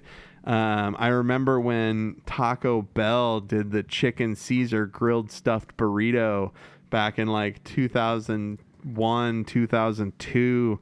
It was like my favorite thing, and I got it like multiple times in a day, and then it was gone and it never came back. And so I think about that with the Jollibee chicken sandwich now, like, because it's really fucking good. Like, they should just have some seasonal or whatever promotional items should just be on the menu, I think. Yeah, I mean, they might just keep it, I want to dip a fry in that popular. sauce, that thick fucking teriyaki sauce with the chili in it. It was very good, yeah. So I would say 5 for the sandwich, 2.5 for the music. My God, I was just glancing at a Reddit post for this. It's just so bad. I don't like the way people talk about women. It's really uncomfortable. What? I know. This is just a picture of them, the picture that you took in front of the big ad that says "Be saucy." And someone said, "Ha ha ha ha! Manon looks like she's trying not to laugh in the first photo, as always." I just don't like that. One person says this is a fair score regarding the the Pitchfork score. All these girls do is serve face and record past PASSED demos. It's not a diss. I like them, but they need a personal sound. Yeah, that's the thing that was really killing me when I was like, 'cause I found this Reddit post about people talking about the Pitchfork score, and every person who liked Katseye, because I think that was in our Katseye, was like, I get it. That album or that EP is a 5.5, but I love this group. And I was like, based on what? They have based on the other three songs. Do they have sped up versions on the previous EP? Like, I don't think so. Okay, so that's something they learned between EPs. Because the first EP, there's like a cigar chomping. I imagine that there's two cigar chomping executives. There's the Geffen executive, then there's the Korean counterpart for the Korean record label, and they're both chomping on their cigars, and they're like, that last EP was great, but we need additional songs on this next one, but we don't want to pay for more past demos, so we just speed them up, and man, the person who thought of that, they're driving a new car. Probably. Oh, yeah. But that, I think, so here's the thing. I would give this music about a 3 out of 5. My hams, based on listening to it. I think the better songs pull up the worst songs, and we land right in a 3. The fried chicken sandwich, while I didn't eat it, I looked at pictures of it, and I heard your descriptions of it. And, I'm not stupid. I've eaten chicken sandwiches before. It was probably at worst a 4. Even that really bad Wendy's one was probably like a 3 out of 5. Yeah, well, okay. So, I feel weird you giving a score based on something you didn't eat. So think about this. What was the last fast food chicken sandwich that you did eat in that same class, like that comes in the crispy bag, like the KFC or Popeyes? Yeah, sadly enough, I think it would be the Wendy's one, which again I love a Wendy's like spicy chicken sandwich, which is closer to what I thought this would be. And I say similar as somebody who's eaten both. Yeah. Now imagine that's like covered in a spicy teriyaki sauce. Yeah, no, it sounds better again. Because I would have given the Wendy's thing like a 3 out of 5. Like I like the Wendy's chicken sandwich. The sauce really messed it up. So you think that even then, this bad Taki sandwich would have tied with this music. Oh, the bad Taki sandwich. Yeah. They mentioned Takis in that song too. Like I said, it all comes together. So, that honestly could have been honestly would have been a better time menu item. So, there you go. Who ate the real one? That is our definitive takes on a sandwich and a manufactured global icon group. But we also, because we are a movie compared to food podcast, movies. We did also watch the Stephen King written film, Katseye. Yeah. This was your suggestion. Yeah, because what do you like about Katseye? Well, when I was a kid, it scared me a lot. The little gremlin dude at the end, like that's what I associate. I didn't even remember the anti. So first off, let's say I just liked it because it was a fun movie. It's like kind of like a Twilight Zone sort of thing. It's an anthology. There's 3 stories that are connected by a cat that goes throughout. Probably important to note that it was released in 1985. Yes. So anything mentioned about views on women or stuff like that. Oh, that's right. We are going to get into that. They really hate women in this movie. They really hate cats too. And I do very much fear that a cat was harmed in the making of this movie. Oh my God, yes. I cannot confirm nor deny. So like my wife can't watch stuff that's got like animal cruelty, and I don't like it either. I always Google, does the dog die? Like if I'm watching something at home and they introduce a dog, like even if it's like a comedy, sometimes I'll like Google, does the dog die? And so this one, she could have watched it with me, except there's a scene, content warning, animal cruelty, where they are shocking a cat's feet to make it jump. And they Sure definitely are. shocked that cat's feet. Like that's like I know. It's a thing where they have big cartoonish effects on the shocks. Yeah. To be like, the cat's acting against this thing that's not actually shocking its feet. But the cat jumping but the is cat like thinks that's a spark. horrified. But the cat is still so jumping from freaked seeing out. a spark. It's like, my life is going to end. I'm going to jump. So I just liked it because it was kind of spooky anthology thing when I was a kid. I liked the Twilight Zone movie, R.I.P. And I liked the Outer Limits and Twilight Zones itself. So it's an anthology. It follows this cat through these stories. And what was the first story? I can't remember. Yeah, so, we join up with our cat, who is a great tabby, a very good cat actor. I like this cat a lot. Really Love it. good. I'm hoping that there was only one cat in the whole movie. I would love to believe that the same cat that started filming is also the cat that wrapped the production at the wrap party. I want that to be the you same don't want it to cat. be a Milo and Otis sort of situation where there's like hundreds of cats and dogs. Oh, no. Continue. But the cat makes its way into New York City. I don't really remember how. It just sort of arrives there.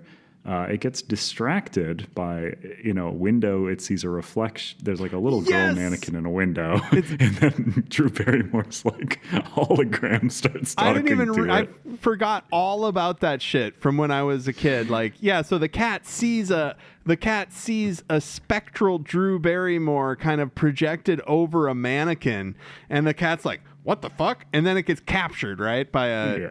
It gets captured by like a sleazy guy who sells animals to a place that shocks their feet. Well, so also Drew Barrymore, very funny, probably the most main character of the movie because she appears in every story alongside the cat, is credited as Our Girl. Yeah, that's never the title. Given a name. That's her name. Yeah, she's our girl. But the cat is captured, and you're like, okay, it's going to a pound. It's going to get killed. I don't know, something bad. But it is brought into a building called Quitters, Inc. Confusing, but explained in moments as James Woods. Oh my God, James Woods! We didn't do the Aziz Ansari menu, but we'll talk about fucking James Woods. Oh, I'm an asshole. Continue. Your suggestion. But James Woods didn't go to Riyadh. James Woods didn't do the Riyadh Comedy Festival. Yes. James Woods shows up. His friend is like, you have to go to this place. You have to quit cigarettes. Cigarettes are bad. Correct. But James Woods loves cigarettes. But this place is called Quitters, Inc. And to demonstrate what they will do, they show him a cat being shocked. So it's not like that's not what they do, though. They don't shock you like that. And that's what they explain. No. Like, yeah, because they go, if you smoke one time, we will take your wife and shock her in front of you. Much like we did this cat. Just like we did with this cat. And he's like, oh no. And he's like, if you fail twice, we will take your daughter and we'll shock her. I was like, okay, that's horrible. And then, of course, if the third time happens, my God, this movie really jumps up. I really hate this. I'm sorry that I suggested it now. I don't even think about it because I'm just like, I'm a monster. I'm desensitized to everything. So I'm like, oh, that sucks. So like if you smoke 3 times, I will send a lunatic in my employ out to your house to rape your wife. Yeah, well, I would have said sexual assault, but yeah. God damn. And he's like, don't worry. Implied further than that. Yeah. It's rare. Yeah. And then he's like, and then of course James Woods goes, oh no, I guess the guy does prompt like, and not, very few people see the 4th offense. And he goes, what's the 4th offense? Shows him a gun. You get killed if you do it 4 times. Or they kill your wife. Or do you think it's they kill you? He just shows a gun. Yeah. I don't know. I think it's they would shoot your wife. Who knows? I mean, the movie seems to hate women, so it probably would do Not that. a fan of women, yes. But the movie, I don't know. This one's pretty lame. I don't know. He likes smoking a lot, and he keeps thinking about smoking. And there's always somebody watching him. Alone. Yeah. He eventually thinks he's alone. He tries to smoke, and then his wife gets shocked, and then he doesn't smoke again. And that's it.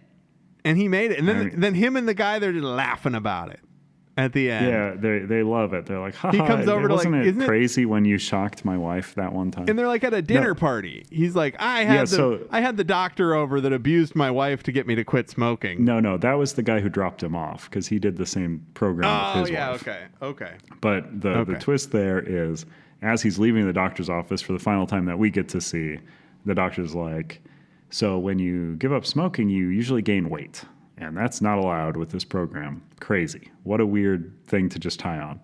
But they're just like, so you're going to have to take these pills. Don't tell anyone they're illegal. And also, if you don't maintain this target weight, we will cut your wife's finger off. That's so weird. That's such a weird extra thing. Like they want you to quit smoking but not gain weight. And also diet pills, that makes you want to smoke.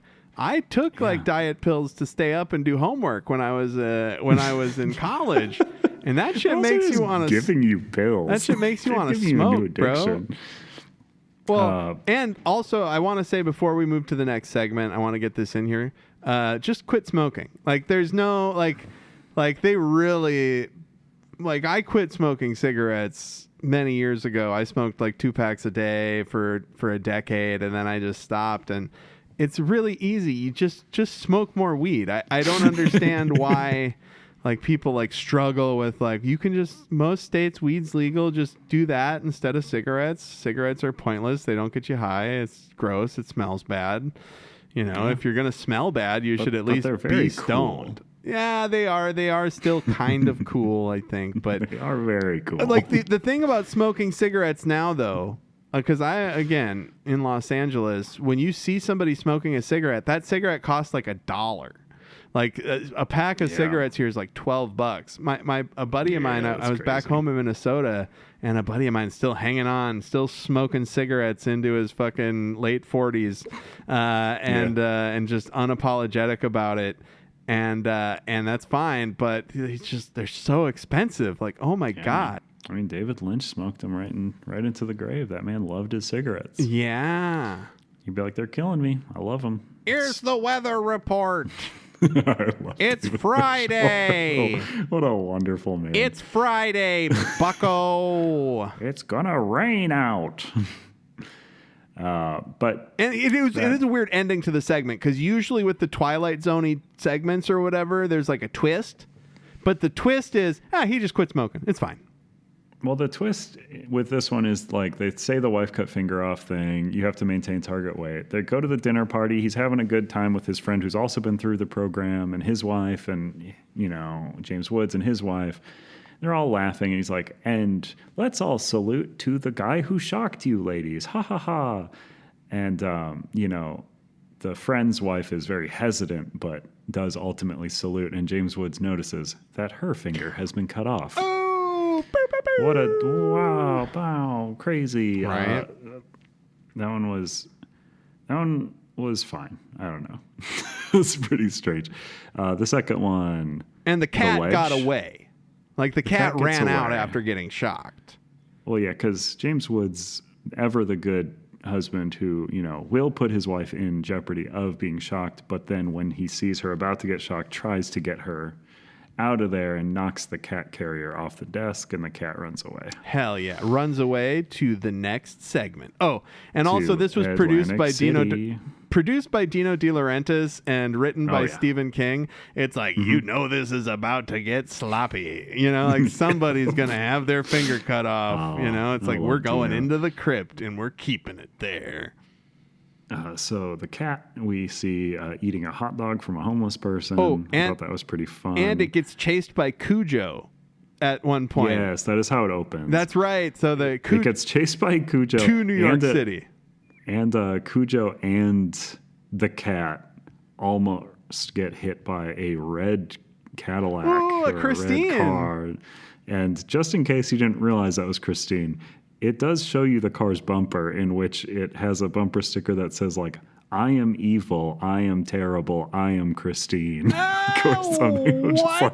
Just an insane bumper sticker. That's a reference right there. But the ledge is the next story. The cat makes it to Atlantic City, in which some people are betting on if the cat will die.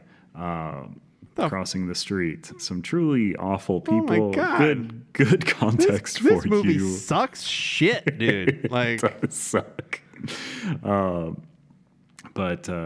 Yeah, so it's this scene's so insane because it's a lady and a guy, and they're talking to this guy's boss who's like a mob guy or whatever. And the lady notices the cat crossing the street and she's like, "Oh, that's terrible. It's going to die." And the boyfriend of this lady's like, "Yeah, it definitely will." And the boss goes, "Want to bet on it?" yeah, and then they turn into Atlantic City people immediately. They Like, turn into slimy betters and Betters, the gamblers. mob boss. Yeah. The mob boss puts money on the cat surviving. The other guy puts money on the cat dying. So the guy wanting the cat to die just keeps trying to beckon it over into traffic. Like, there's a truly horrible thing. And the girlfriend, who is like, "Wouldn't it be terrible if this cat dies?" is like, "Yeah, let's get this cat to die so we can get some money." and then the cat causes a massive accident. Yeah. But it survives. And, as people, we care more about animals on screen. So that is good that the cat survives. Well, yeah, I don't have a lot of specific trauma around people Yeah, as much as I do animals. that's very true. Animals are our littlest guys, and we got to protect them. But it says, after a road incident, the tomcat is taken. A road incident. That sounds like somebody getting some road, something or other. Got myself a road incident. But essentially, this cat goes to this house of this guy who thinks his wife's cheating on him with a tennis instructor, which she is. They are going to flee town. The wife goes on a bus, a Greyhound, to leave ahead of the man. Because the man's like, "I need to stay overnight to get some money or something from your husband." So she leaves on a bus. He goes to the husband's penthouse, and the husband's like, "I'm going to make you walk on this little tiny ledge around the outside of my penthouse apartment." I know you're fucking my wife. I know it. That guy rules. The actor who plays the mob He's guy, pretty he's good. great. Yeah. But this guy's just like, "You're going to have to walk around this ledge of my apartment. If you make it all the way around, I will let you live." No, he also says And you can have my wife. Yeah, I will pay you to, whole thing. Just like I will pay for the marriage. Good job on it. Again, this You'll movie get to go. hates women. Like, they hate women and cats. Yes. And Very little important gremlins, to note. as we find out. Little gnomes. But this guy, this one's, I can really cut short. He makes it around the building. Whoa! And the guy's like trying to stop him. And it's really funny. He's like Yeah. spraying him with water. It's a whole to-do. Yeah. He holds a big squeaky like clown horn up to him at some point, and as if You to didn't really fall. as if to really accentuate that you would die if you fell off a penthouse, they show the clown horn falling. Oh, that's right. denting Oh, on the yes. ground. I love that. Like, oh, you'd hate to get dented. You'd be dented like that fucking clown horn if you fall off of here. You see what happened to that horn? That's you. That horn's dead. That's you, guy from Airplane. But he makes it all the way around. Guy goes, "Here's that bag of money." Opens it up. Wife head. Oh no. Oh, that's right. He already killed his her. wife. Yeah. She didn't this get on the movie plane. Never ceases to not hate women. Twilight Zone. You got Twilight Zoned, motherfucker. But then the guy, I don't even remember the situation, but essentially he gets the upper hand and is like, "Hey, dumb guy, you're going to have to walk around the building now." And that guy's like, oh, no, I didn't plan on my comeuppance. Yep. "I only had this one bodyguard here. I thought it would be just fine with this strapping young lad and me, a large older man." Before we get off this segment, one thing that I have to say is the guy is the guy from Airplane. Yes. And he looks too much like James Woods. Like, how racist was casting back then that they're like, not only do we have to have a white guy, we need a white guy that kind of looks like James Woods.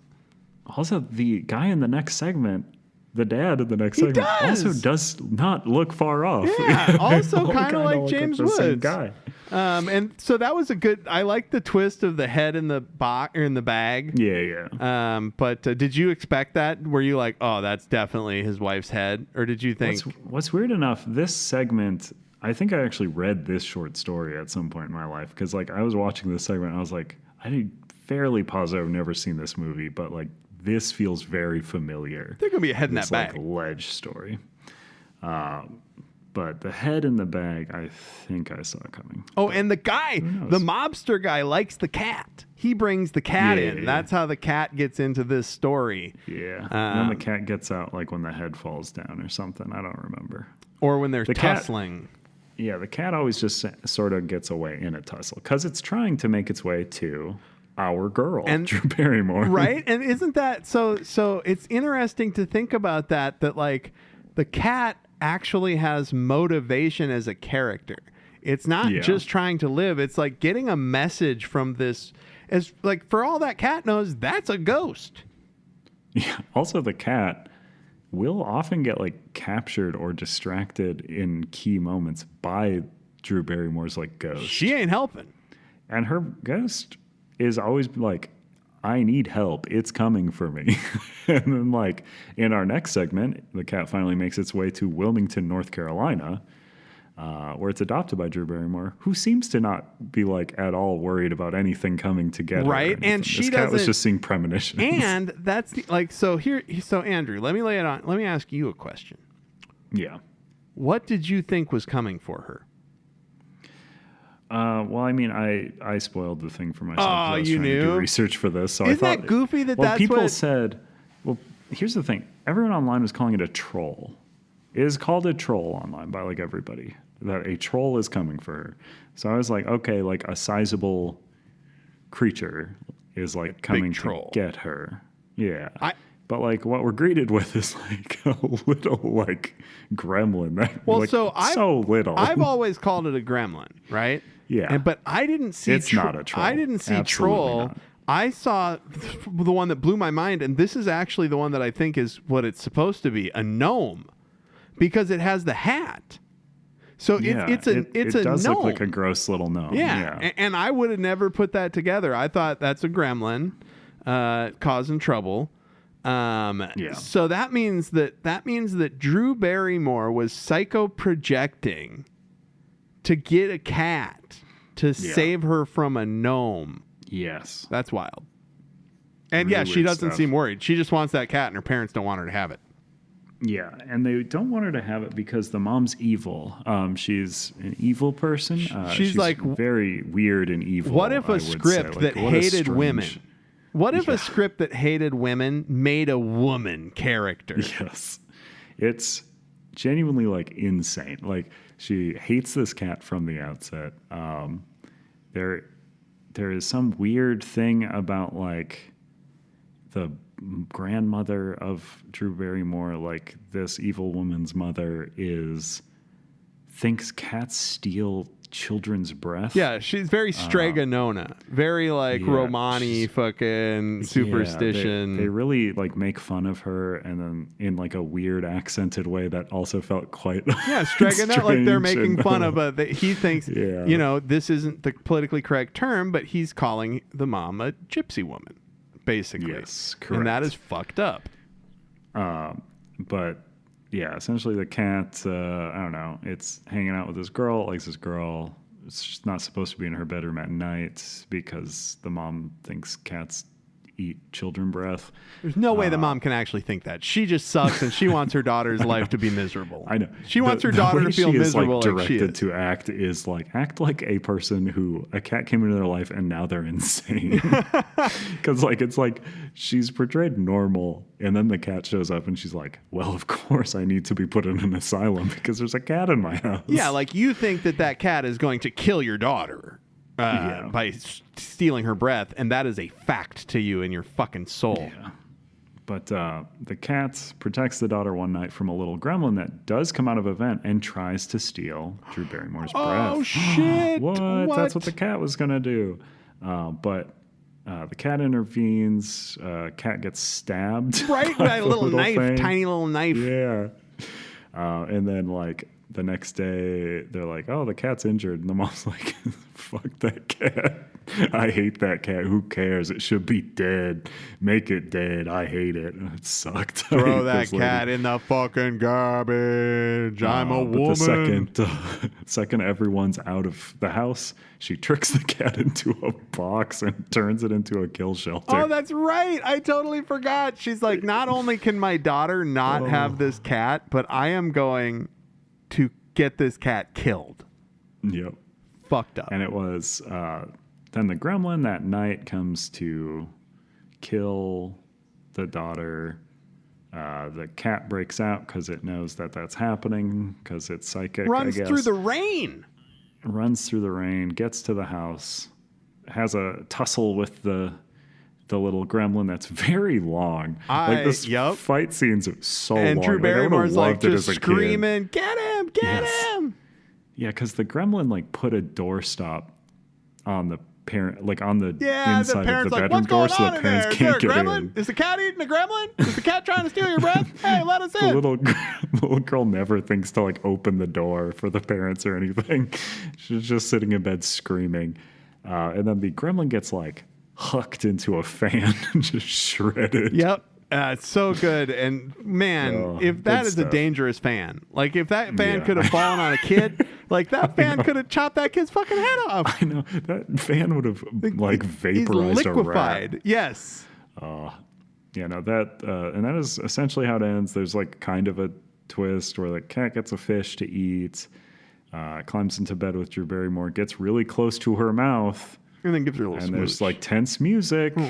Is it going to steal her breath? But it's just cuddling. And also the dad and the mom see the arm of the gnome. And they pick up the gnome's arm and the little knife. And they're like, oh, maybe it was a little gnome. I mean, here's the thing. That's fucked up. Maybe it was a little gnome. That's fucked up. I like that a lot because I thought it was going to be such a thing that they do in these types of movies where like, oh, the doorstop's in place, the thing got hit by a fan, so it's gone. So the parents aren't going to believe the kid, like, because the parents aren't going to believe the cat. Like, they're going to think this cat did something. Cat's going to get punished. And then we watch this cat survive all only to get put down. Yeah, I know. But it doesn't, which is nice. They find the little knife, and they're like, oh, you were right. And they also find this weird giant hole in their wall. Yeah, and the arm of a gnome. Missing. And a gnome arm. But that is that film. That's Katseye. That's Katseye. I thought it was made for television. I was blown away to find out that was a theatrical released film. That movie came out the same year as Ghostbusters. Fucking wild. Yeah. It really competed. Wait, was Ghostbusters 1984? With Ghostbusters, I'm sure, bringing in $3.5 million in North America. Whoa! On a budget of $7 million. Oh man, adjusted for inflation, that's still a bomb. That's still a flop. Yeah. Overall, made 13.1, but you probably want to at least. They're milking that. That's them getting every penny out of video. Every penny. But movie's fun enough. I mean, it's very much a movie of its time. It's a problematic 80s anthology horror film, that's for sure. I think there's better so the third segment with the gnome is good, and all the gnome effects are great because they built a big set. They built some big stuff and had a person in a gnome costume interact. Like that shit I really liked. But there's definitely better, like Tales from the Crypt. Demon Knight is a better anthology movie. I think that Tales from the Dark Side. I was going to say the Tales from the Dark Side one where the cat jumps into the guy's mouth, and that's got the that's got the fucking gargoyle. I think the Tales from the Dark Side movie is better. But I like cats and I like gnomes and gremlins and shit. So it's kind of a good intersection of those things. If you don't care about the possibility of an animal being harmed, or if you can remove that part of your brain, the movie's pretty good because it is a thing, at least in that first bit, that cat looks very I was like it's enjoying it. The funny thing was, because I didn't remember any of that stuff, and I thought, well, the cat gets through it. Like the cat makes it. It's the story is the cat is the through line. So we're not going to see this cat get tortured.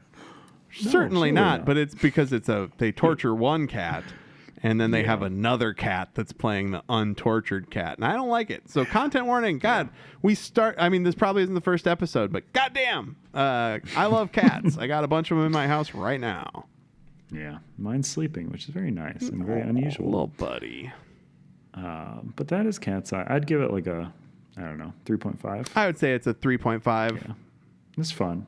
Not a good movie by any stretch, but like fun enough. I think that it's definitely worth watching as an artifact of like, this is what a $7 million horror anthology written by one of the hottest horror writers in the fucking world at the time, you know? And I did pull one review for Katseye. Oh, lay it on me, bro. This is from Don G on Amazon. And Don G says, so well acted, and with a thrilling climax where a hero cat saves the day. Cats really are this smart, and parents really can be this stupid. Drew Barrymore gets saved from the evil troll because her clairvoyant cat, General, outsmarts both her parents and the troll. General. I really like it, too, because the father is sympathetic and the mother is downright evil in her attitude towards General, the hero cat. But she turns out okay in the end. I am so glad the film did not make this a good mom, bad dad film. The father is actually sympathetic to his daughter and her love and trust for her cat. The first two segments are stories in themselves and have to have been watched to appreciate the cat's long struggle to get back down the East Coast to the girl he has to save. Always a great show. Always a great show. Like so that guy watches Katseye every couple months, and he's like, always a great show. Clearly a divorced dad. Oh, I was gonna say that guy is like when he sees a couple, the first time a couple appears on screen, that guy goes, "This better not be a bad dad, good mom situation." Because I am sick of I am sick of that fucking Hollywood propaganda of bad dads, good moms. It's finally we get a bad mom. That's all he's ever wanted. Finally. Finally, women are portrayed honestly. That's what that guy said. Yeah. He said, finally, I see a woman who hate cats. It's like they took every woman out of my life and put them in this movie as one lady that fucking hates cats and her daughter and by extension her husband. Yeah. Good stuff. What a good review. Thanks for watching that with me, Andrew. I can't remember the last time I talked to somebody about Katseye that had actually seen it. So, yeah, I mean, and now you got more in the squad in general. I had not seen it, and now I have. And I'm better for it, probably. Yeah. Maybe? Who could say? James Woods. There's just so much bad about that movie now that I'm thinking about it. We shouldn't watch anything that has James Woods in it. Yeah, he's a... Yeah, he is the worst. He's a bad person. He's an inch away from fucking Randy Quaid territory. Like he's a kooky hotel room week away from being a Randy Quaid. So is that? Do we have? Is it one more segment time? We got one more segment. We got one more segment. Hold on. Let me just.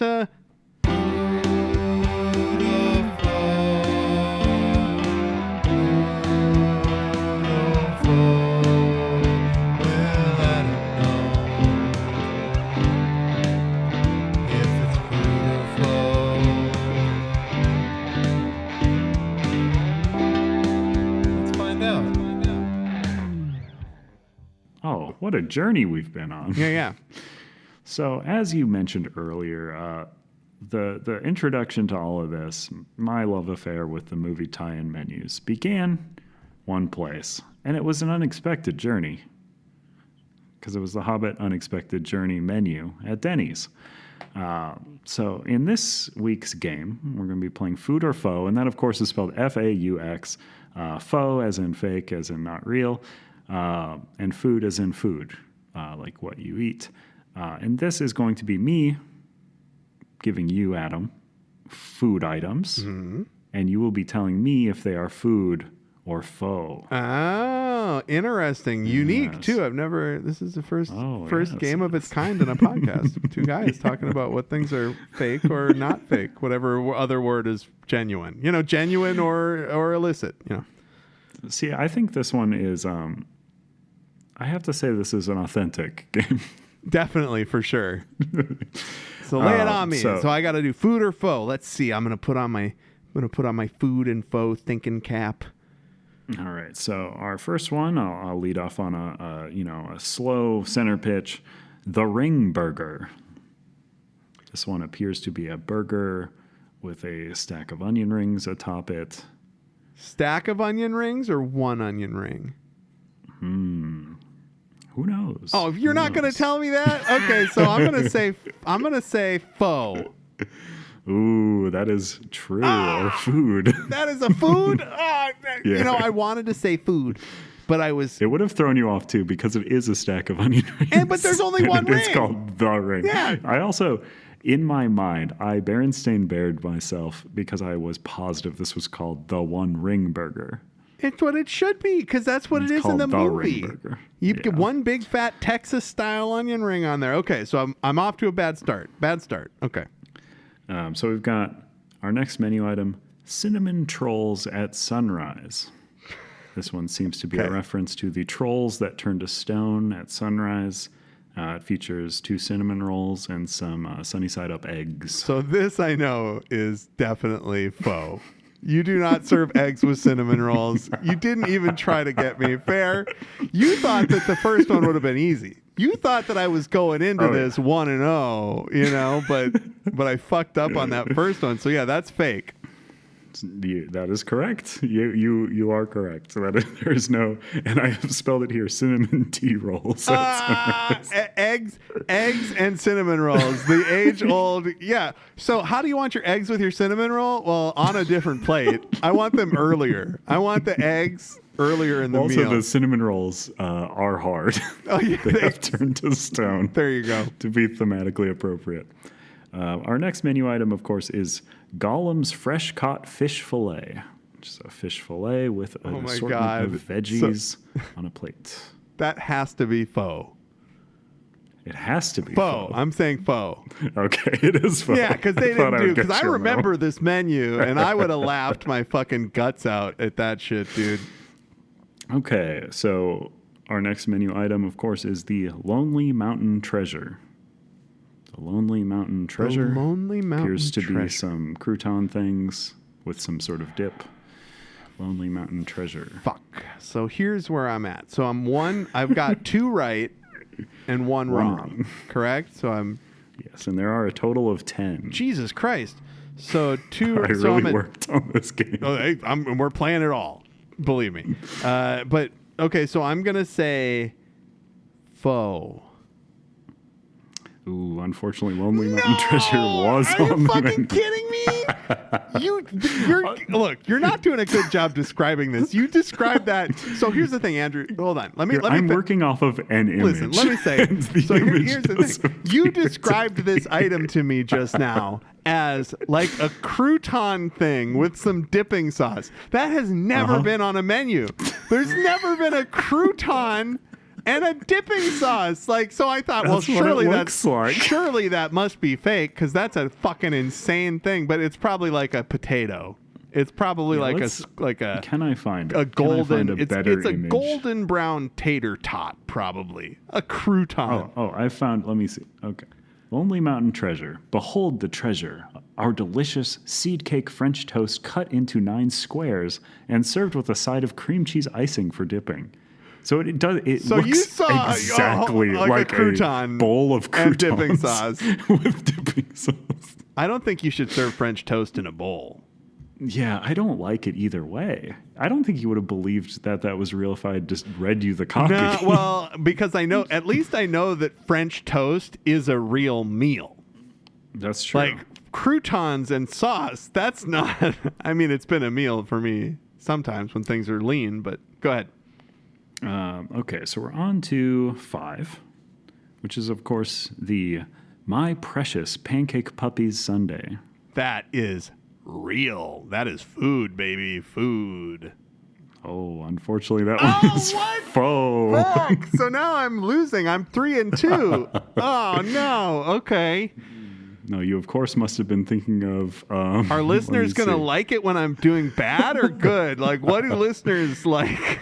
I think they just want to play along. Oh my! And of course, you were probably thinking of Radagast's Red Velvet Pancake Puppies Sundae. Oh, fuck you! They had a thing that was just like, dude, good job, you, Radagast. Radagast had a menu item, a character I nobody wanted to give fucking you like nobody. Radagast the Brown's shit-stained latte. But that obviously fake. They wouldn't say shit on a no, menu. that's not a real one. They wouldn't say shit on a menu. Okay, so number 6. Number 6, of course, I can't fool you. And of course, this one is Gandalf's Gobble Melt. What was that? Excuse me? Gandalf's Gobble Melt. So now so in the movie, Gandalf has nothing to do with a turkey. And so I'm assuming it's a turkey sandwich. Now I have to. Oh yeah, I have stopped describing these. This one appears to be a turkey sandwich with some fries and a side of gravy for the dipping. At least you got that one. You described it as something that's kind of like a meal. I'm surprised you didn't say it's like croutons in a bag. No, it's like a Pop-Tart. It's like a Pop-Tart with some straw. It's like a Pop-Tart with some hay. I don't know. I'm looking at a little picture. I can't. It's but yeah. So I would say that is Faux. Ooh, Unfucking real, dude. Oh my god. So. Fuck. Okay. Gandalf's Gobble Melt. So I have to get all of them right to get like a D. I have to get all of them correct now because I'm like, what number are we on? We're going on to number 7. And I've gotten 2 correct. 2 correct. Okay. Okay. So our next one is the Lonely Lands Campfire Cookie Milkshake. Lonely Lands Campfire Lonely Cookie Lands Milkshake. They must talk about the Lonely Lands in those movies. It's one of those things where they mention it for a second in the book, but they made an entire movie out of it for the movies. Yeah, those movies. But now I've been doing so bad that I'm starting to feel like there's like pressure on me to consider like because I've been confidently wrong about all of them. Like I thought for sure that I was correct every time. I wanted to lead on this menu because you were so confident in our pre-show talks. Well, I remember it. Menu. I wasn't eating eggs at the time when that menu was out, but I still remember it. I had a burger. I had the onion ring burger. I know. Yeah. So I read this. What is this one again? Lonely Lands Campfire Cookie Milkshake, which appears visually to be a milkshake. I am going to say food. Oh, you got it. Oh, correct. Yeah. Okay. Whew. All right. Number 8. Let's go. Sauron's Spicy Slam. I want that to be a spicy real. version of a Grand Slam. I want that to be real, but I'm going to say Faux. You are correct. Yeah, because Sauron wasn't in the first movies as much, or in The Hobbit as much. He was. They got him in there, but okay, so good. So coming back. I got 4, 4 and 4, or wait, 4 and 5. I think so. Let's see. There's 2 left. Okay. So you would be 4 and 4, I believe. Okay.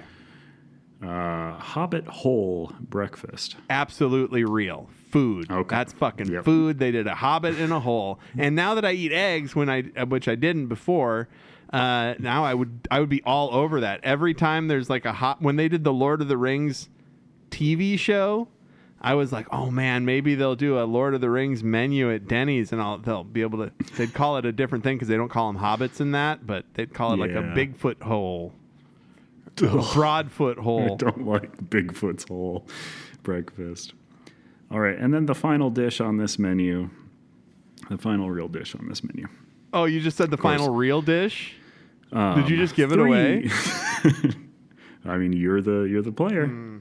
We'll see. So the title of this dish: 3 onion rings for the elven kings under the shepherd's pie, 7 for the dwarf lords in their halls of calzone, 9 for mortal men doomed to fry, 1 for the Dark Lord on his dark chocolate sundae. Onion ring to rule them all, onion ring to find them, onion ring to bring them all, and in the gravy bind them, in the land of Denny's where the dishes lie. Now, is that I'm going to say... This one appears to be some sort of sampler platter. I'm going to say Faux. You did a great job. That was very funny. That was a great bit. You know, people are, you know, we're going to do some written bits. You know, you're going to get some good written bits from Andrew and Adam, and that was definitely the first of many to come. That was very good. Yeah, that is fake though. So I got six right, 4 wrong. 6 and 4. Wow, so I got 4 wrong in the middle. Your Hobbit whole breakfast is in the mail. It is from the original run of the menu, so it might be a little indistinguishable when it arrives. Well, unless it's like, do you remember when they'd like take a McDonald's hamburger? They'd take a McDonald's hamburger and be like, "Hey, hamburger." I know how to pronounce it. They'll take a McDonald's hamburger and be like, "We bought this McDonald's hamburger 5 years ago. And look at it now. It looks just like a hamburger." And that's supposed to be bad. But it's like, nah, dude, that's resilience. That's a hamburger that lives. That hamburger's tougher than you, motherfucker, and you're trying to tell me it's bad? Yeah, if I put that in me, I'll adopt some of its characteristics. Yeah, dude, I'll get its memories from the last 5 years. One other good one that probably could have got you with Bilbo's berry smoothie. Well, I would have said that's fake, but only because I know they don't serve smoothies at Denny's. Unfortunately, that one is real. Oh, what? Yeah, you definitely would. I was just like, well, yeah, I mean, what do you think? I'm some kind of fucking idiot? They wouldn't have a fucking smoothie at Denny's, you fucking asshole. You thought you would have got me with that? You thought you would have got me with a smoothie at Denny's. Oh, what's next? They're going to have a blizzard at Denny's? Was there a Hobbit brazier treat at Denny's? Unfortunately. But it was correct. Oh, wow, it was real. Well, that was great. Well, that is all the segments. Hey, that's an episode, baby. The moons are setting over my hammy. And we in the future we'll probably have a place to direct people, maybe. Yeah, we'll see. There'll be some sort of. There's not really any social media sites left other than Blue Sky, which I've been on forever, and it's not great for promoting stuff because there's no algo. There's no algo, and I won't use Threads or whatever anymore. Yeah. So yeah, there'll be something. There'll be an email. We'll have an email address. I'll have an email, and I'll. You got all the way through. This is a 2-hour and 15-minute fucking podcast. We talked before we started. We were like, Andrew was like, so what are you thinking for length? And I was like, I don't know, hour and 20. This is a 2-hour and 20-minute podcast. In the next one that we're recording, we're talking about 2 feature films. But yeah, so no, it's great. It's great. I love it. This is what I want. Good. I'm glad. We will have an email to direct people to in the future. Keep an eye out for that, because I do want a place to direct people to tell me about these movie tie-in menus, because despite them being promotional materials for current projects, they're very hard to find. Yeah. Oh, and we didn't say, so should we wait and tell them, like, if there's not a promotional item, like the gag would be, we're going to compare it to the Moons Over My Hammy sandwich. Yep. And spoiler alert, if a movie you might think, does not have tie-ins, like, because you're listening to this, you're going, well, what the fuck are these guys going to do? Like, I'm not going to listen to this podcast because I don't trust that they have the content. I don't trust that these guys have the content. But no, we do. Andrew had it, because that's what I said to Andrew, and I even waved my hands around. I said, Andrew, I don't think that we'd have the content. But then he said, no. I got content for days. No, we can just watch a new movie and compare it to a fucking sandwich. And I was like, all right, I'm in. Yeah. But yeah, think about that. How many times have you ever seen someone compare a movie to a sandwich? That's stupid. No one would do that. Yeah, right? That's all. But we will. That's just about dumb enough to people listen to it for free. Yeah. Pretty sure someone will get tricked into listening to that. Yeah, so come on back next week. We don't know what the topic is, but it'll be a good one, I promise. Yeah, I swear on my life.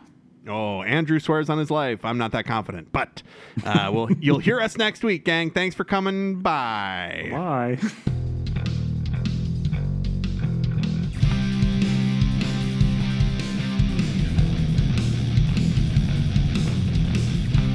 Thank you for listening to Movies Over My Hammy.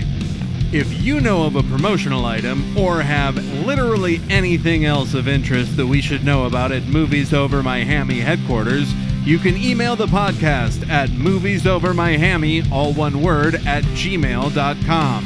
And please, for the love of Satan, like, subscribe, rate, review, tell everybody you know about this podcast.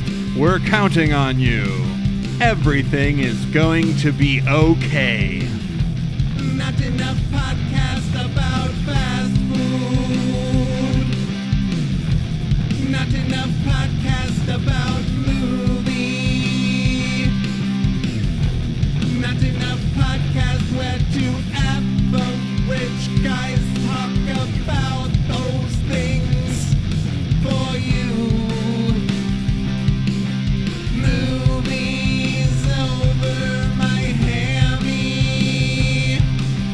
Movies over my hammy.